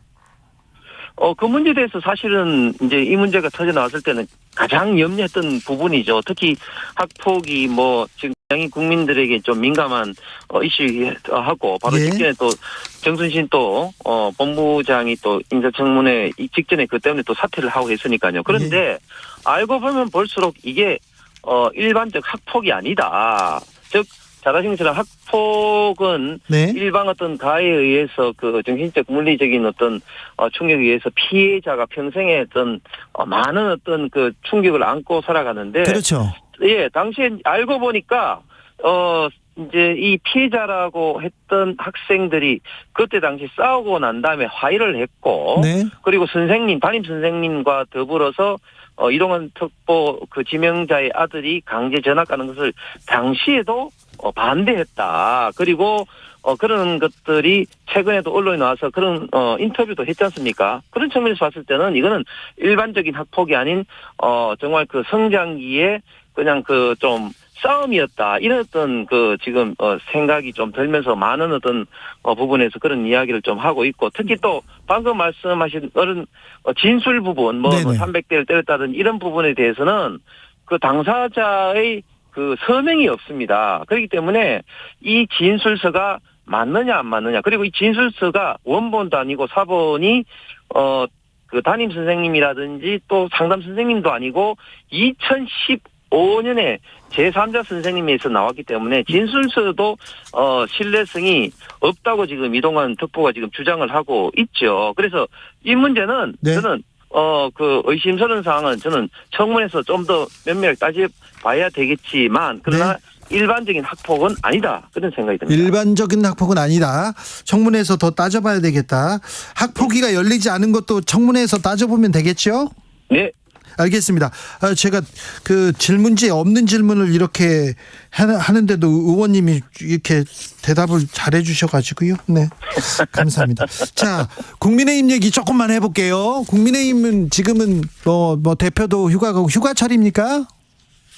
예, 지금 뭐 대통령도 가셨고 지금 여야 다 대부분이 다 그렇습니다. 자, 국민의힘은 왜 이렇게 신뢰받지 못하는지, 민주당 의원 나오면 그 얘기 더 물어봅니다. 자, 국민의힘이 국민들한테 사랑받지는 못하고 있는 것 같아요. 신뢰받지 못하는 이유가 뭔 것 같아요?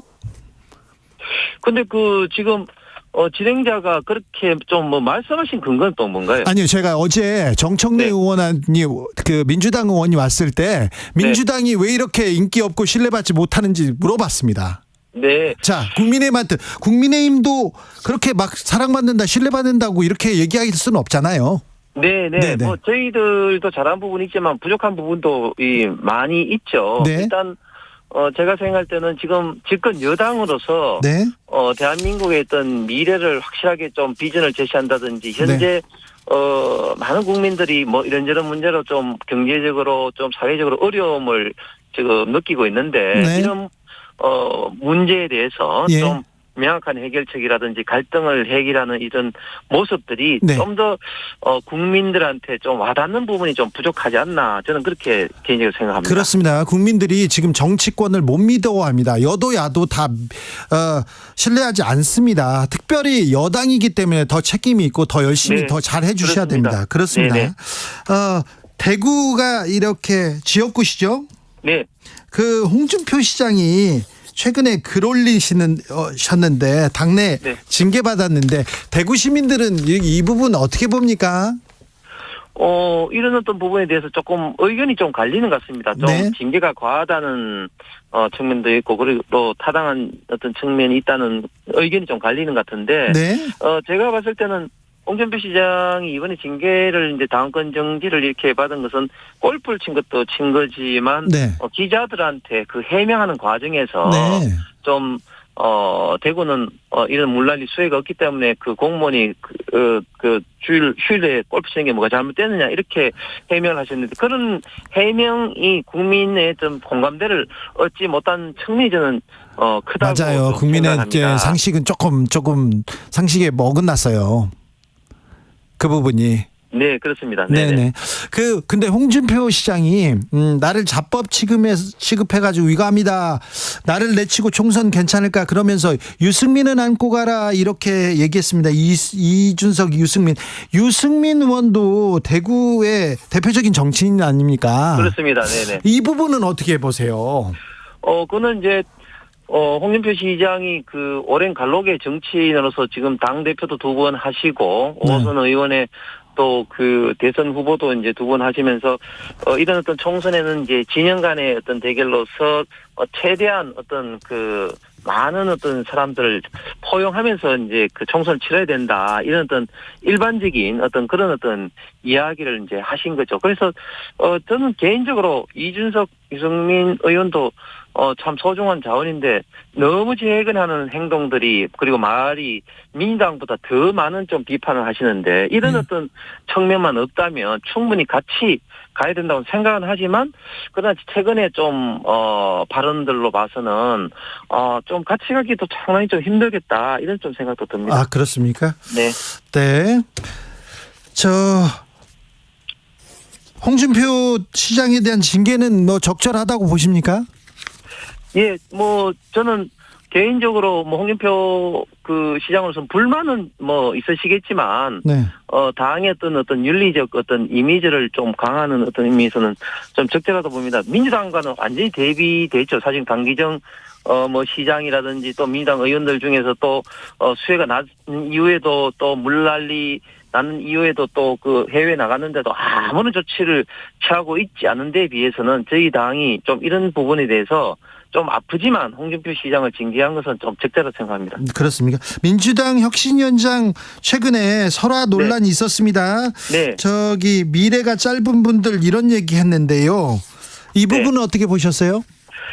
야, 저는 진짜 깜짝 놀랐습니다. 그 이름도 참 좀 그 어려운데 그 속칭 이제 여명 비례 투표제라는 거 아닙니까? 그래서 결국 이제 앞으로 남은 어떤 수명에 따른 어떤 표 가치를 이제 해야 된다 이러는 건데 완전히 대한민국 헌법의 1인 1표제의 어떤 건강과 또 노인 폄하의 완전히 끝판왕이다 이렇게 좀 생각을 하면서 또 뭐 오늘 보니까 양이원영 의원도 완전히 맞장구를 치면서 그 지금 이 노인들은 미래에 없으실 분이라고 이렇게 하는데 이런 어떤 발언들이 네. 그 정치인 이전에 어떻게 어떤 그 한 개인으로서 이렇게 나올 수 있는 발언인지 특히 지금 그 김영경 혁신위원장이 들어오시고 난 다음에 처음에 뭐 돈 봉투는 검찰 조작이라는 등 또 코로나 대학생 어떤 학업이 낮다는 등 이렇게 해서 많은 어떤 설화를 좀 일으켰고 또 당내에서도 김영투표라든지 이낙연 어떤 전 총리를 일방적으로 조금 뭐 분열은 혁신 대상이라 비판을 하면서 당내에서도 사실은 많이 좀 비판을 받고 있는데 네. 결국은 김영경 혁신위원장의 이러한 어떤 많은 어떤 문제 점들은 민주당과 특히 이재명 대표에게 다 부담이 기결되리라고 생각을 합니다. 알겠습니다. 제가 오늘 거의 질문지에 없는 질문만 했는데 말씀해 주셔서 감사하고요. 언론 지형에 지각 변동이 있을 거라는 우려도 있는데 그 국민의힘에서 생각하는 공영방송의 길 이런 부분에 대해서 다음번에는 스튜디오에서 한번 모셔서 얘기 듣겠습니다. 말씀 감사합니다. 네, 감사합니다. 국민의힘 홍석준 의원이었습니다. 정치 피로, 사건 사고로 인한 피로, 고달픈 일상에서 오는 피로. 오늘 시사하셨습니까? 경험해보세요. 들은 날과 안 들은 날의 차이. 여러분의 피로를 날려줄 저녁 한 끼 시사. 추진우 라이브.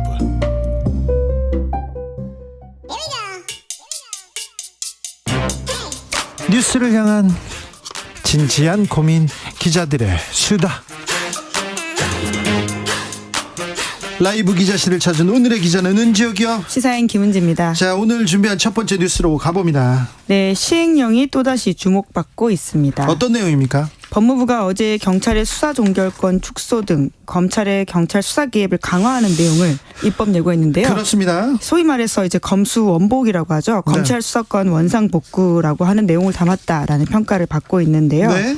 이번 시행령 입법 예고는 이제 오늘부터 9월 11일까지 한 다음에 이후에 이제 시행될 예정이라고 하거든요. 시행됩니다. 네, 사실상 그렇게 보시면 되는데요. 경찰의 보안 수사 전담 모측을 폐지하고 검경이 보안 수사를 분담하도록 한다라고 하는 것인데요. 이제 검찰의 역할이 다시금 좀 늘어난다라고 보시면 될 것 같습니다. 원칙적으로 검사가 보안 수사를 이제 결정하고 할 수 있다는 거 아닙니까? 네, 게다가 이제 수사 종결권 같은 경우에는 이제 경찰이 가져가도록 했었었는데요. 모법에 따르면요. 하지만 그런 부분도 상당 부분 좀 완화한다라고 보시면 될 것 같습니다. 또 다른 내용도 있습니까? 네, 이제 법무부에서는 사건 처리가 너무 늦어지기 때문에 이렇게 좀 바꿀 필요가 있다라고 이야기를 하고 있는데요. 하지만 이제 시행령 통치다라는 지적들이 나오고 있습니다. 작년에도 이미 8월 달에 시행령 개정해서 검찰의 직접 수사 범위를 확대한 바가 있거든요. 그런 상황들을 봤을 경우에 이번에도 그렇다라고 하는 것인데요. 특히나 이제 송치, 이제 경찰에서 검찰로 넘어간다라고 하는 걸 송치라고 하는데 이때 이제 검찰의 의견을 받는 대상이 늘어났습니다. 정당, 정치자금, 노동, 집단행동과 관련된 사건에 있어서는 검찰과 경찰이 의견을 제시하고 교환한다라고 하는 것이고요. 뿐만 아니라 검사가 수사 개시하는 범죄가 이제 부패, 경제범죄, 대통령령에서 정하는 중요 범죄가 아닌 다른 범죄에 대해서도 더 많이 개입할 수 있게 한다라는 겁니다. 그러니까 전반적으로 검찰의 역할이 다시금 늘어난다 이렇게 이해하시면 될 것 같습니다. 네. 그런데요, 입법부에서 만든 법을 만들었잖아요. 근데 그리고 헌재에서도 결정이 난 사안인데 그러면 의회도 헌재도 이렇게 조금 반대하고 역행한다 이런 지적 나와요. 네, 말씀처럼 법무부가 이른바 이제 검수완박이라고 해서 이제 검찰적법 그리고 형사소송법 개정안에 대해서 검찰 수사권이 침해당한다라면서 헌법재판소에 권한쟁의 심판 낸 바가 있습니다. 기각됐잖아요. 네, 그렇고요. 뿐만 아니라 오늘 아침에 이제 동아일보 사설이 좀 눈에 띄었는데요. 검수완박법으로 인한 수사 공백은 법을 개정해서 바로잡아야지 대통령 영이나 수사준칙으로 검수 원복을 꾀하는 것이야말로 꼼수이며 그 자체로 법치 위반이다. 이렇게 지적을 했습니다. 그러니까요. 법무부 장관인데 법치 위반이라고 이거 꼼수라고 보수 언론에서도 지적할 정도니까요. 네, 이에 대해서 법무부는 이렇게 밝히고 있는데 이번 수사준칙 개정은 어떤 쪽이 이제 국민에게 더 좋은지를 봐달라라고 하는 것인데 오로지 국민한테 이익이 가는 것을 하는 것이다라는 취지 이야기를 했고요. 아니 오로지 국민 이런 거 이거 좀 가치 판단 이 법무부답지 않은 워딩입니다. 이렇게 얘기하지 말고요. 네, 오늘 장관도 이제 관련된 이야기를 했는데 비슷한 취지 이야기입니다. 국민은 자신의 고소고발 사건 더 빨리 처리되길 바라지 누구 편인지 가 중요하진 않다라는 취지의 이야기를 했습니다. 아니 국민들이 경찰 편이다 검찰 편이다 그 누가 다 우리 공무원이고 우리 경찰이고 우리 검사죠. 그런데 누구 편 들지 않습니다. 자, 경찰도 조금 더 유능함을 보여야 되는데 지금 경찰이 검사들 앞에서 굳은 일만 다 하고 있다 이런 얘기 계속 나옵니다. 정치 사건 이상하게 처리한다는 지적도 있는데요. 아무튼 검찰, 법무부에서 계속해서 법과 다른 얘기를 합니다. 시행령으로 꼼수를 부린다는 이런 지적을 받고 있다는 것도 좀 짚고 넘어가야 됩니다. 다음 뉴스는요? 네, 한국 의사 월급이 OECD 최고 수준이다. 이런 보도가 나왔습니다. 자, 좀 더 자세히 얘기해 주십시오. 네, OECD가 이달 초 발표한 보건 통계에 따른 내용이라고 하는데요. 네. 2020년 한국 의료기관에 고용된 의사의 연평균 임금 소득 해봤더니 28개국 중에서 가장 높다라고 보시면 됩니다. 어디 나라보다 많답니까? 우리 다음으로 이제 네덜란드, 독일, 아일랜드 이런 나라들이 있는데요. 이런 나라들보다 더 많이 번다고요? 네, 그렇습니다. 한국 개원의의 연평균 소득 같은 경우에는 7개국 중에서 벨기에 다음으로 높았다. 이렇게 보시면 되고요. 스위스보다도 한국이 우리 뒤에는 캐나다, 스위스, 호주 이런 나라들이 있습니다. 한국이 더 높아요, 스위스보다?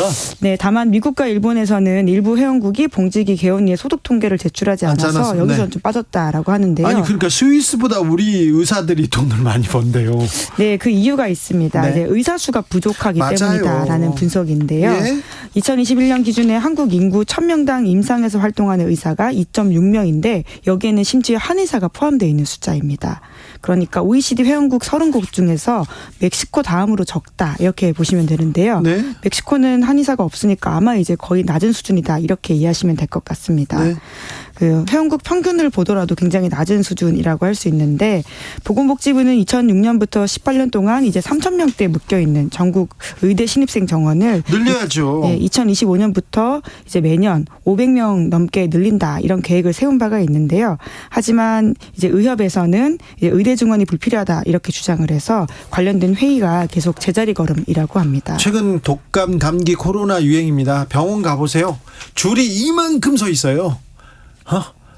안과 마찬가지고요. 모든 병원에 지금 이렇게 소아과 문 닫았고요. 그리고 응급의학 시스템이 붕괴될 지경이라고 합니다. 왜? 의사가 없어서. 근데 의사가 부족하다 없다 하는데 의협에서 의사들 계속 막고 있습니다. 이런 통계 이런 지적 계속 나왔잖아요. 예, 물론 또 특정과에는 굉장히 의사가 몰리는 상황이긴 한데요. 피부과, 성형외과는 많답니다. 시민들한테 굉장히 필수적인 곳에 의사가 없어서 여러 가지로 시민들이 불편을 겪고 있는 게 사실입니다. 근데 부족하잖아요, 의사가. 네, 그렇습니다. 2050년을 대비해서 국내 의료 서비스 수요 관련해서 의사 수가 최대 22,000명 부족할 것이다. 이런 국책연구기관 연구조사가 나왔거든요. 네. KDI 조사인데요. 그렇기 때문에 내년부터 2030년까지 매년 의대 정원을 5%씩 늘려야 된다. 그러지 않고서는 우리의 의료 서비스가 여러모로 마비될 수 있다는 지적들이 나오고 있습니다. 네. 자, 지금 늘려도요. 지금 의사분들 밥그릇 크게 줄지 않을 거예요. 그러니까요. 좀 늘려야 됩니다. 고생하시는 의사분들은 많습니다. 네, 많아요. 그리고 또 돈이 안 되는 일을 하시고 그리고 의료 봉사 다니는 의사분들도 훌륭한 의사들도 많은데요. 국민 건강을 위해서 의사 정원은 반드시 필요하고 의료 계획의 첫 번째 과제입니다. 네, 복지부에서는 그래서 의협과의 협의에 진전이 없을 경우에는 보건의료정책심의위원회 같은 것들을 통해서 여론을 수렴하고요. 네. 예정대로 의대 정원 늘리겠다 이렇게 밝히곤 있는데 의협의 반발이 어떨지가 좀 더 지켜봐야 될 상황입니다. 이 의협의 반발을 뚫고 의사 정원을 확 늘리지 않습니까? 그리고 의료 서비스 개선해서 조금 나아졌어 이런 얘기를 하잖아요. 그럼 국민들이 박수 칠 겁니다. 매우 박수를 받을 만한 일인데 왜 이런 일은 안 하시는지. 네. 마지막으로 만나볼 뉴스는요. 네, 미국과 중국이 북극해에서도 갈등 중이라고 합니다. 아이고, 북극해에서도요? 거기서도 싸웁니까? 네, 온난화로 북극에 얼어붙었던 빙하가 녹으면서요. 새로운 항로가 이제 계속 개척되고 있는데 그러다 보니까 북극해의 전략적 가치가 올라가서 여기서도 이제 인도태평양, 남태평양에서처럼 부딪히고 있다라고 하는 건데요. 북극해 빙하가 녹으면서 이제 선박들이 거기 가가지고 작업하는군요. 네, 한때 이제 천년자원을 개발하기 위해서 주요국에 협력했었던 북극 일대가 이제 점점 분쟁 지역으로 변하고 있다. 이런 외신 보도가 나오고 있거든요. 미국은 북극 담당 대사를 신설했습니다. 네, 그렇습니다. 원래는 이제 북극 담당 조정관이라는 자리가 있었는데요. 여기를 격상해서 북극 대사를 만들겠다라고 하는 건데 북극권이 미국의 중요한 전략적인 상황이 됐다라고 인정을 하면서 이런 미국의 이익을 위해서 파트너와의 협력을 증진한다라고 밝혔습니다. 중국은 어떻게 합니까? 중국도 지금 이제 활동을 좀 강화하고 있는 상황인 건데요. 특히 러시아와 군함과 함께 해상연합 훈련을 여기 근처에서 벌이기도 했다라고 하고요. 또 중국의 극지연구소가 2021년 8월 북극해 잠수함 위치 추적 등에 사용될 수 있는 수중 청취 장치를 설치하기도 했다라고 합니다. 여기서 굉장히 갈등들이 있다라고 보시면 되는데요.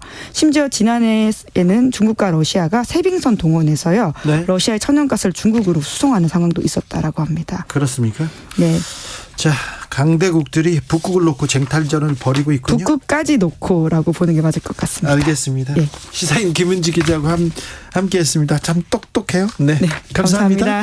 교통정보센터 다녀오겠습니다. 김유라 씨. 네, 시각 교통정보입니다. 지금 서울 시내에서는 강변북로 구리 방면으로 동호대교 북단 부근 1차로에서 고장난 차량을 처리하고 있습니다. 한강대교부터 여파받고 있고요. 올림픽대로 공항 방면으로는 동호대교에서 가양대교까지 길게 정체인데 그 가운데 동작대교와 한강대교 사이 4차로를 막고 고장난 차량을 처리하고 있습니다. 또 서부간선 지하도로 일찍 방면으로는 사고가 나서 2차로가 막혀 있습니다. 차선 변경 잘하시기 바랍니다. 수도권 제일순환고속도로 일산에서 판교 쪽으로는 김포에서 송내까지 14km 길게 정체고요. 영동고속도로 인천 쪽으로는 동수원에서 북수원 나들목까지 밀리고 있는데 여기 북수원 나들목 3차로에서도 사고를 처리하고 있어서 더 주의하셔야겠습니다. 이 전후로는 봉평터널에서 둔내터널까지와 이천에서 호법분기점, 또 덕평에서 양지터널 부근 12km 구간 속도 떨어지고 있고요. 부곡에서 반월터널, 다시 군자분기점에서 영동선 시점까지도 정체되고 있습니다. 목적지까지 안전운전하시기 바랍니다. KBS 교통정보센터에서 김유라였습니다.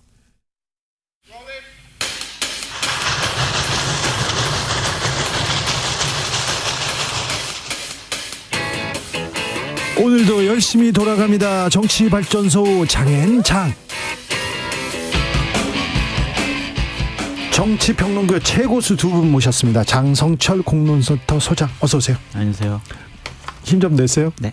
장윤선 정치전문기자 어서 오세요. 네, 안녕하세요. 소장님. 네. 기운이 없어? 있어요. 배고파서 그래요. 배고파서. 네. 점심에 구내식당에서 먹어가지고. 알겠습니다. 든든히 드셔야 됩니다. 장성철 소장이 쏘아올린 아주 큰 공입니다. 자, 이재명 대표 사퇴설 정치권을 뒤흔들고 있는데 아니 뭐 일개 평론가가 얘기한 걸 가지고 왜 이렇게 계속해가지고 그러게요. 아이템을 잡으세요. 이렇게 그냥 물어보는 거예요. 네. 반가워서. 아니 근데 보니까 민주당 내부는 뭐 그렇게 흔들리는 것 같지는 않아요. 네. 그래서 근데 이제 장 소장님 방송을 많이 하시니까 네. 장 소장님 출연하는 모든 방송에서 이 얘기를 하시는 것 같아요. 그래요? 아니 근데 물어보시니까요. 진화 발전 되면서 계속 이제 살이 붙어서 가니까. 민주당 그러면 또 위기설에 대해서 장윤선 기자님이 좀 분석해 주십시오. 민주당 위기설 너무 오래되지 않았어요? 그러니까요. 오늘 어제 오늘 일은 아니고 작년부터 사실 있었던 것 같아요. 대표 되기 전부터 있었던 것 같아요. 네. 그러니까 뭐 대표 출마하냐 마냐.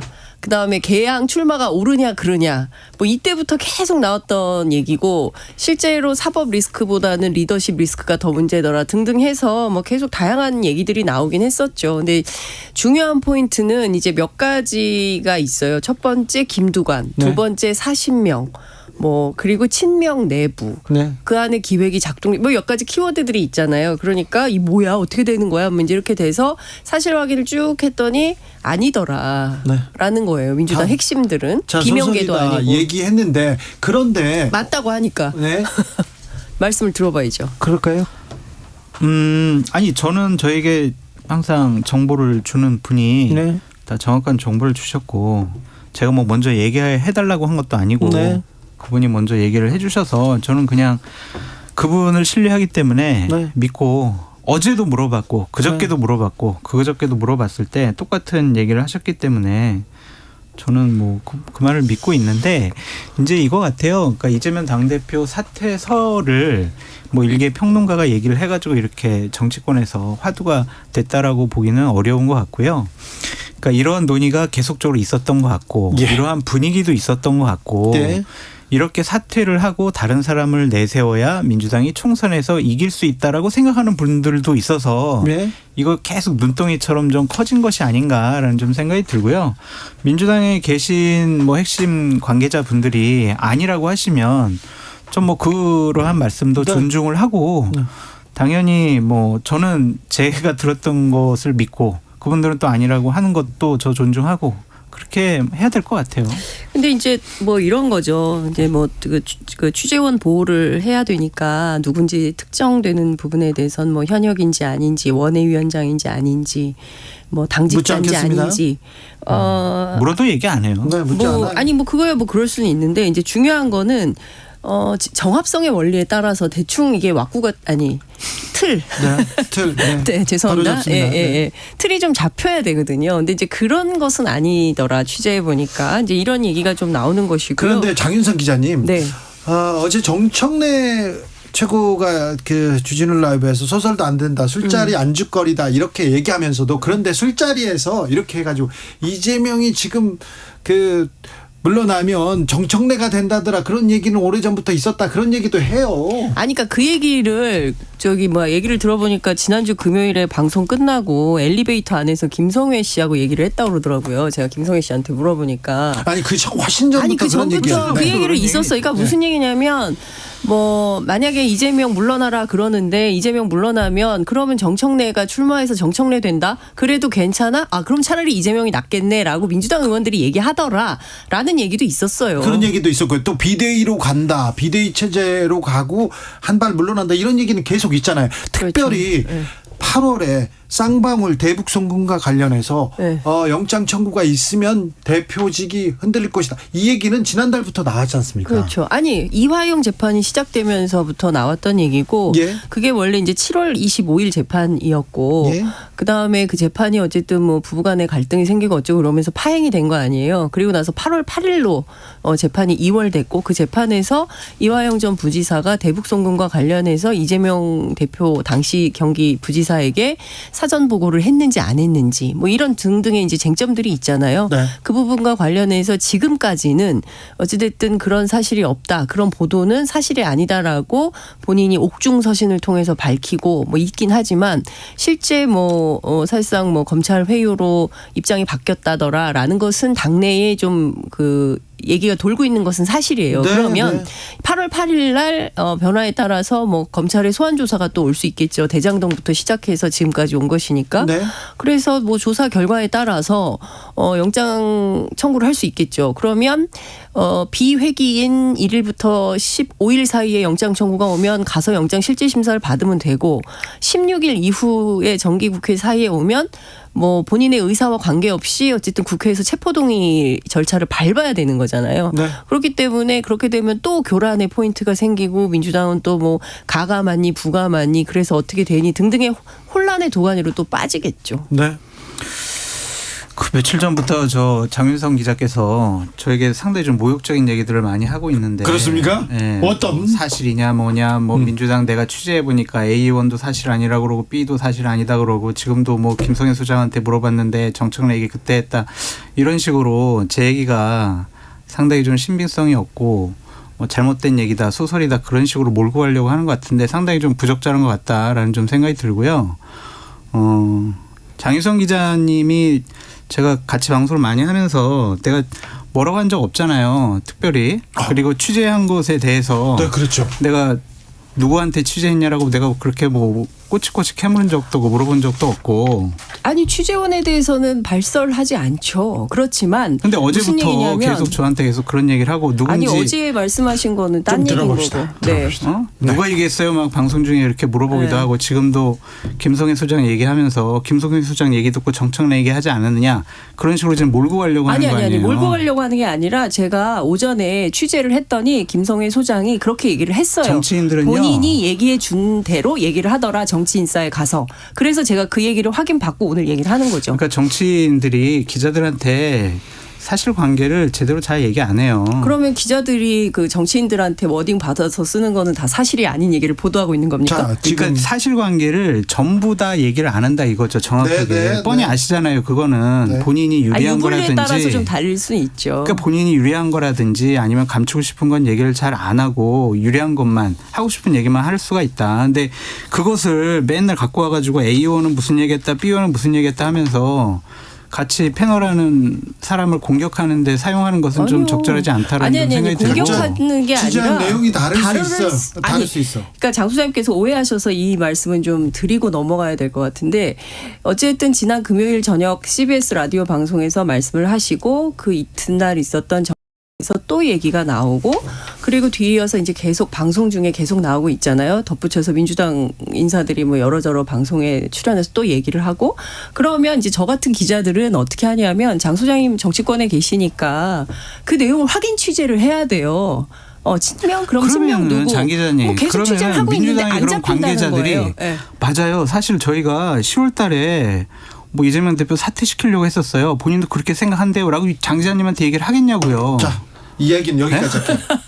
그렇게 얘기를 하겠어요? 자, 이 얘기는 아니, 방송 끝나고 저하고 하자고요. 그럴까요? 소장님, 저하고 하자고요. 아니 지금 며칠 전부터 자꾸 아니 왜냐하면 그러니까 요 얘기만 공격을 하는 게 아니라 제가 관련해서 장 소장님께서 말씀하시는 포인트를 근거로 확인 취재를 했더니 아니더라. 다 아니더라라는 얘기를 하는 거예요. 얘기합니다. 자, 다른 내용으로 넘어갑니다. 민주당 얘기 하나만 더 할게요.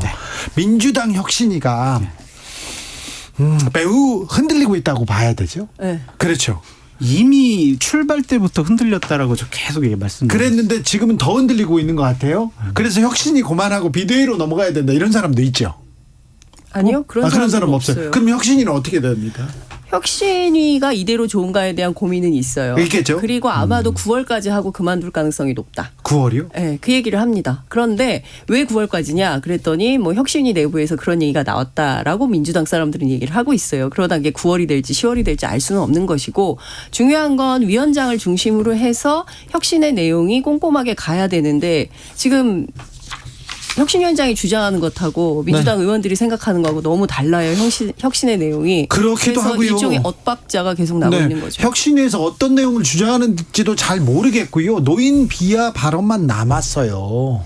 이거는 또 어떻게 해야 될지 아무튼 그러니까 그게 노인 비하 발언, 폄하 발언으로만 우리가 정쟁의 수단으로 생각할 게 아니라 이것은 기본적으로 투표권, 참정권, 선거, 정당, 민주주의 이거에 대한 근본적인 가치관과 철학이 없는 분이 지금 민주당을 혁신하겠다고 얘기하는 거예요. 말의 그 무게, 그 자리의 무게에 대해서 조금 더 생각해야 되는데. 그리고 저번 주 혁신위원회에서 내놓은 얘기를 한번 봐보세요.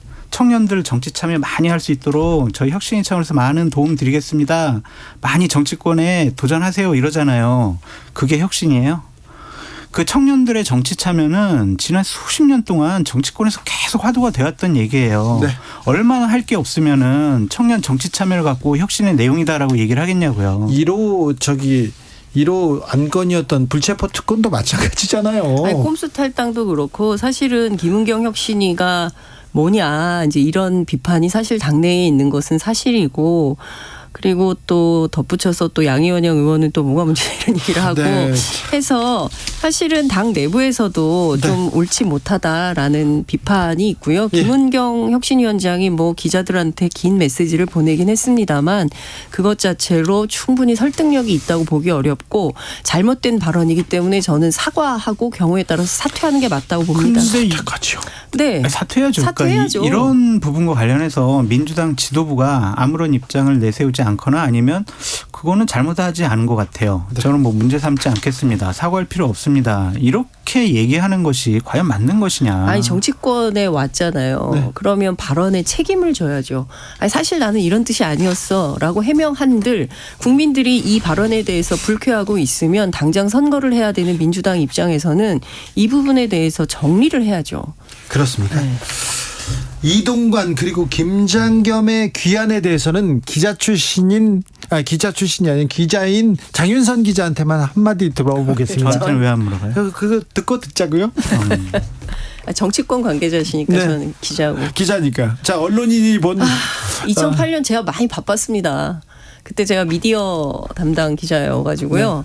그때 KBS 많이 왔어요. KBS 앞에 그 경찰 차 여기 안에까지 막 파업하고 경찰이 그 방송국 안까지 들어왔죠. 아니 이 안에까지 들어왔었어요. 그래서 그때 상당히 많은 미디어 기자들이 진땀을 흘리면서 취재했던 기억이 나는데 저는 이런 생각이 좀 듭니다. 역사의 퇴행은 반복돼서는 안 된다라는 생각이 좀 드는데요. 당시에 언론 현업에 있었던 모든 기자들이, PD들이, 언론 현업인들이 트라우마로 남아 있어요. 네. 그때 싸우다가 암투명하다 돌아가신 MBC 기자 이용마 기자 기억하시죠? 이런 상황까지 있었는데 야 우리가 이제 또 이거를 해야 되냐? 지금 얼마 전에 그 미디어오늘에 인터뷰한 KBS 40대 젊은 기자 내용을 네. 들어보니까 두려움과 공포가 있다는 겁니다. 6년 전의 싸움을 우리가 다시 또 해야 되는구나. 또 그 전의 싸움을 또 해야 되는구나. 이런 걱정들을 가지고 있는 건데요. 진짜 공정한 언론 취재 현장에서 장 소장님 말씀하시면 밤새 전화해서 취재하고 확인하고 기자들 크로스 체크해서 이게 맞니 틀리니 그럼 이 사람 얘기는 어떠니 자료 찾아보고 밤새 이거 하는 게 기자들의 일입니다. 그런 기자들이 이렇게 열심히 사는데 그런 문제들에 대해서 다 무시하고 옛날처럼 공산당 발언 하면서 마치 지금 일하고 있는 기자들이 다 문제인 것처럼 이렇게 해서는 안 되지 않나 싶습니다. 저는 이동관 대협력 특보가 방통위원장으로는 적절하지 않고 이런 사람은 임명하면 안 된다는 생각을 갖고 있어요. 네. 왜냐하면 지금까지 나온 의혹과 지난 MB 정권 때 홍보수석으로 하면서 여러 가지 방송장을 하려고 했던 여러 가지 행동들을 보면 이분은 방통위원장 자격이 없는 것 같아요. 그래서 대통령께서 이런 결정한 부분에 대해서는 상당히 잘못됐다라고 강하게 비판을 하고 싶고 대통령이 서울중앙지검장 시절에 국정원 맞아요. 국정원의 언론 장악 그 청와대 언론 장악에 대해서 수사를 했어요. 그래서 이분에 대해서 잘 알 텐데 임명했습니다. 네, 그냥 그런 것들 무시하고 일단은 공영방송 KBS, MBC 정상화시키자. 그 정상화는 우리 좌편향 되어 있는 패널들, PD들, 본부장들 다 바꾸자. 그렇게 판단하고 생각하는 것 같아요. 그래야 내년 총선에 유리한 기본적인 환경과 구도를 만들 수 있다라고 생각을 하니까. 본인과 뜻이 다르면 이게 좌편이 아닙니까?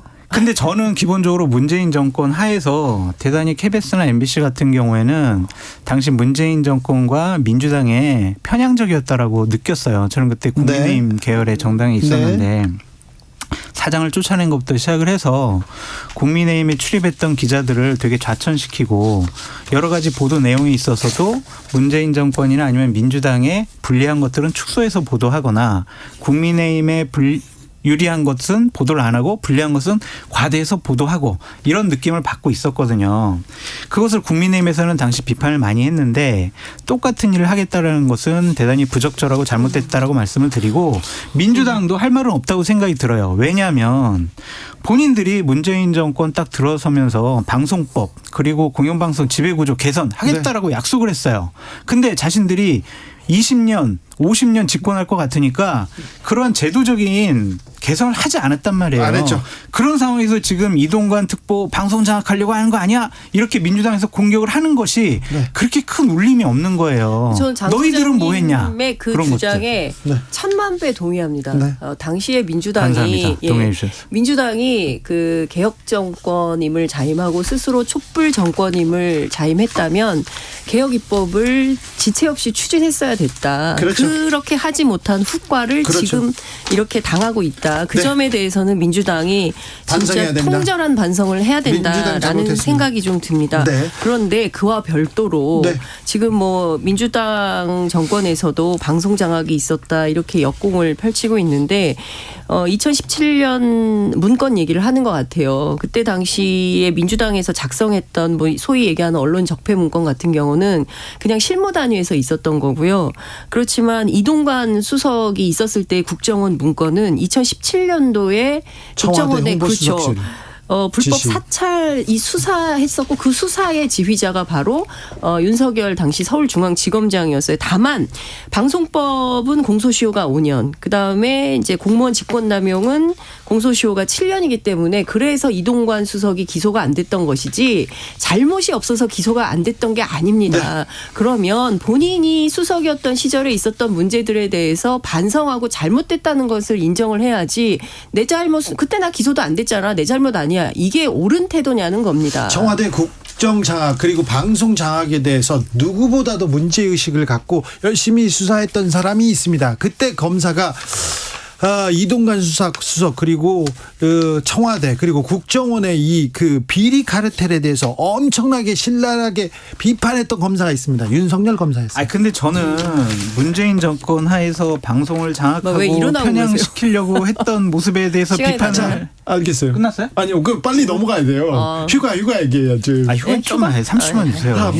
그랬는데 지금 와서 문재인 정권 하에서 그렇게 방송장 하려고 했던 모습에 대해서 비판하지 않았던 분들이 이제 와서 윤석열 정권 방송장에 대해서 비판하는 것은 저는 그건 맞지가 않다고 생각이 들어요. 저는 비판할 자격이 있어요. 알겠어요. 알겠습니다. 자, 윤석열 대통령 휴가 갔습니다. 네, 저도의 추억을 만들 것 같습니다. 네, 내일부터 8일까지 6박 7일이라고 합니다. 그리고요, 여야 대표도 나란히 휴가를 갔습니다. 김기현 대표는 해외로 가셨나요? 베트남 가셨고요. 자, 휴가 갔다 와서는 조금 달라져야 될 텐데. 어찌 될까? 이번 휴가 가서 또 사람들 만나고 또 다른 사람들 만나고 또 구상하실 거 아니에요? 그렇겠죠. 그리고 뭐 휴가 갔다 온다 한들 또 휴가 사이에 또 얼마나 많은 일들이 있을 것이며 그렇죠. 네. 무슨 갔다 와서 갑자기 뭐 친해져가지고 여야 협치하고 이럴 가능성 빵 프로라고 생각합니다. 네. 가서 서로 어떻게 더 괴롭힐까 이 고민을 하다 오겠죠. 네. 저는 그럴 거라고 보고요. 중요한 건 저는 작년에 휴가 갔을 때 나 휴가기 때문에 그때 누굽니까? 누구죠? 미국에서 갑자기 하원 의장. 그렇죠. 갑자기 이름이 생각이 안 나네. 여성 하원 의장이 왔는데 안 만났죠. 펠로시, 낸시 펠로시 하원 의장이 왔는데 휴가 중이라 그래서 안 만났어요. 근데 다행히도 이번에는 어쨌든 중요 일정은 처리하겠다라는 입장이기 때문에 이런 방식으로 국익과 관련해서 놓치는 일은 좀 없었으면 좋겠다. 이런 당부 말씀을 좀 드리고 싶습니다. 소장님? 전 대통령이 6박 7일간 이렇게 길게 휴가 가는 건 처음 보는 것 같아요. 그러네요. 네. 길기는 길어요. 잘 쉬시고 국정 운영 열심히 잘 해주시기 바랍니다. 네, 알겠어요. 네. 또 이재명 대표한테도 얘기를 해주셔야죠. 이재명 대표님은 아주 고민이 많으실 것 같아요. 네. 진짜 제가 이번에 10월달 사퇴설에 대해서 얘기를 들으면서 이재명 대표가 많이 바뀌었구나라는 생각이 드는 게 뭐냐면 본인보다는 당과 진보 진영을 먼저 생각한다라는 그러한 얘기를 들었어요. 내가 방탄하고 감옥 가고 그런 거보다 민주당이 선거에서 지고 내년에 총선에서 다수당이 못 되고 이런 것들이 더 크게 걱정된다라는 얘기를 듣고 이분도 이제 정치적으로 많이 성숙했구나 그런 생각이 들거든요. 그래서 이제 휴가 때 정말 고민이 많겠죠. 곧 이제 영장 실질 심사 받으러 가야 될 수도 있는 것이고 9월 달에 선거법 관련해서 정말 유죄가 나올 수도 있는 부분이고 그런 부분에 대한 고민이 되게 깊을 것 같아요. 가장 무거운 휴가가 될 거라고 생각해요. 이재명 대표 입장에서는 당장 8월에 올 수도 있고 영장 청구가 말이죠. 그럼 또 교란이 될 거고 그 문제에 대한 걱정이 당연히 있을 것이고. 돈봉투 또 두 의원들 영장 재청구된 것도 있고요. 네. 그건 별로 이렇게 막 고민을 많이 하고 하진 않아요. 그렇습니까? 네. 본인 문제가 크니까. 네, 그래서 제가 보기에는 전반적으로 보면 그래도 민주당 역사상 가장 많은 득표를 한 대선 후보였어요. 그렇기 때문에 왜 전체에 대한 국가의 책임 이런 게 없겠습니까? 당연히 그런 생각이 있을 것이고 이후에 전국을 생각할 때 답답함이 더 클 거고 그거 말고도 경제 문제 그다음에 이동관발 언론 정책 문제 그리고 후쿠시마 오염수 안 끝났거든요. 기시다한테 답장도 아직 못 받았고 이런 상황이기 때문에 전반적인 상황을 놓고 볼 때 이재명 대표 입장에서는 정말 고민이 많은 휴가가 될 것 같다. 책 다 못 읽을 것 같다. 김기현 대표 휴가는 별로 언급이 안 되는 것 같고 의미가 없는 것 같은데 저는 이재명 당대표에게 좀 한번 건의드리고 싶은 게 있는 게 뭐냐면 비명계 인사들 많이 좀 만나셨으면 좋겠어요. 좀 편하게 소주 한잔 하시면서 얘기도 들어보고 여러 가지 윤석열 대통령한테 왜 자꾸 그냥 친한 사람만 만나느냐 그렇게 막 비판하잖아요. 그러니까 본인도 좀 허심탄회하게 얘기할 수 있는 기회를 잡았으면 좋겠어요. 정보 차원에서 제가 조금 말씀드리자면 비명계, 친명계 가리지 않고 의원들은 다 만나고 있는 걸로 알고 있습니다. 이재명 대표 가리지 않고 만나는데 중요한 건 내부 화합 이거는 좀 잘 안 되는 것 같다. 그러니까 생각이 네, 좀 많이 다른 달라서. 것들. 네. 7007님께서 대통령도 정치인들도 휴가는 가셔야죠. 그런데 이건 기억해 주세요. 지금 이 순간에도 수재민들 폭염 속 컨테이너 텐트 속에서 힘겨워하고 있습니다. 이렇게 길게 갔나 했는데 6박 7일씩 가는 게 좀 대체적인 휴가, 대통령 휴가였나 봅니다. 문재인 대통령도 6박 7일 이렇게 간 적 있었네요. 그렇군요. 네. 죄송합니다. 잘못 알았습니다. 그 얘기는 또 바로 잡고 가야 되겠습니다. 네. 두 분도 휴가 가셔야죠. 저는 어차피 뭐 이동관 특보가 방통위원장 되면 10월 달쯤에 방송 네. 잘릴 것 같고 저 KBS도 못 나올 것 같고 그런 생각이 들어서 왜 그런 소리 하세요? 아니 언론은 10월 달에 가죠, 뭐. 장악해서도 안 되고 장악될 수도 없다고 얘기를 했는데 그 좌편향된 거는 바로 잡아야 된다고 생각을 하고 있다고 하니까. 왜 그런 소리를 하세요? 장성철 소장님, 장윤선 좌편향도 기자님, 아니신데 우리 왜. 오래 볼 수 있죠. 네. 그럼요. 저는 이동관 수석을 믿습니다. 저는 과거에 한 행적을 보니까 못 믿겠어요. 저는 내일 5시 5분에 돌아옵니다. 주진우였습니다. 감사합니다. 여러분, 집을 살 때 이것저것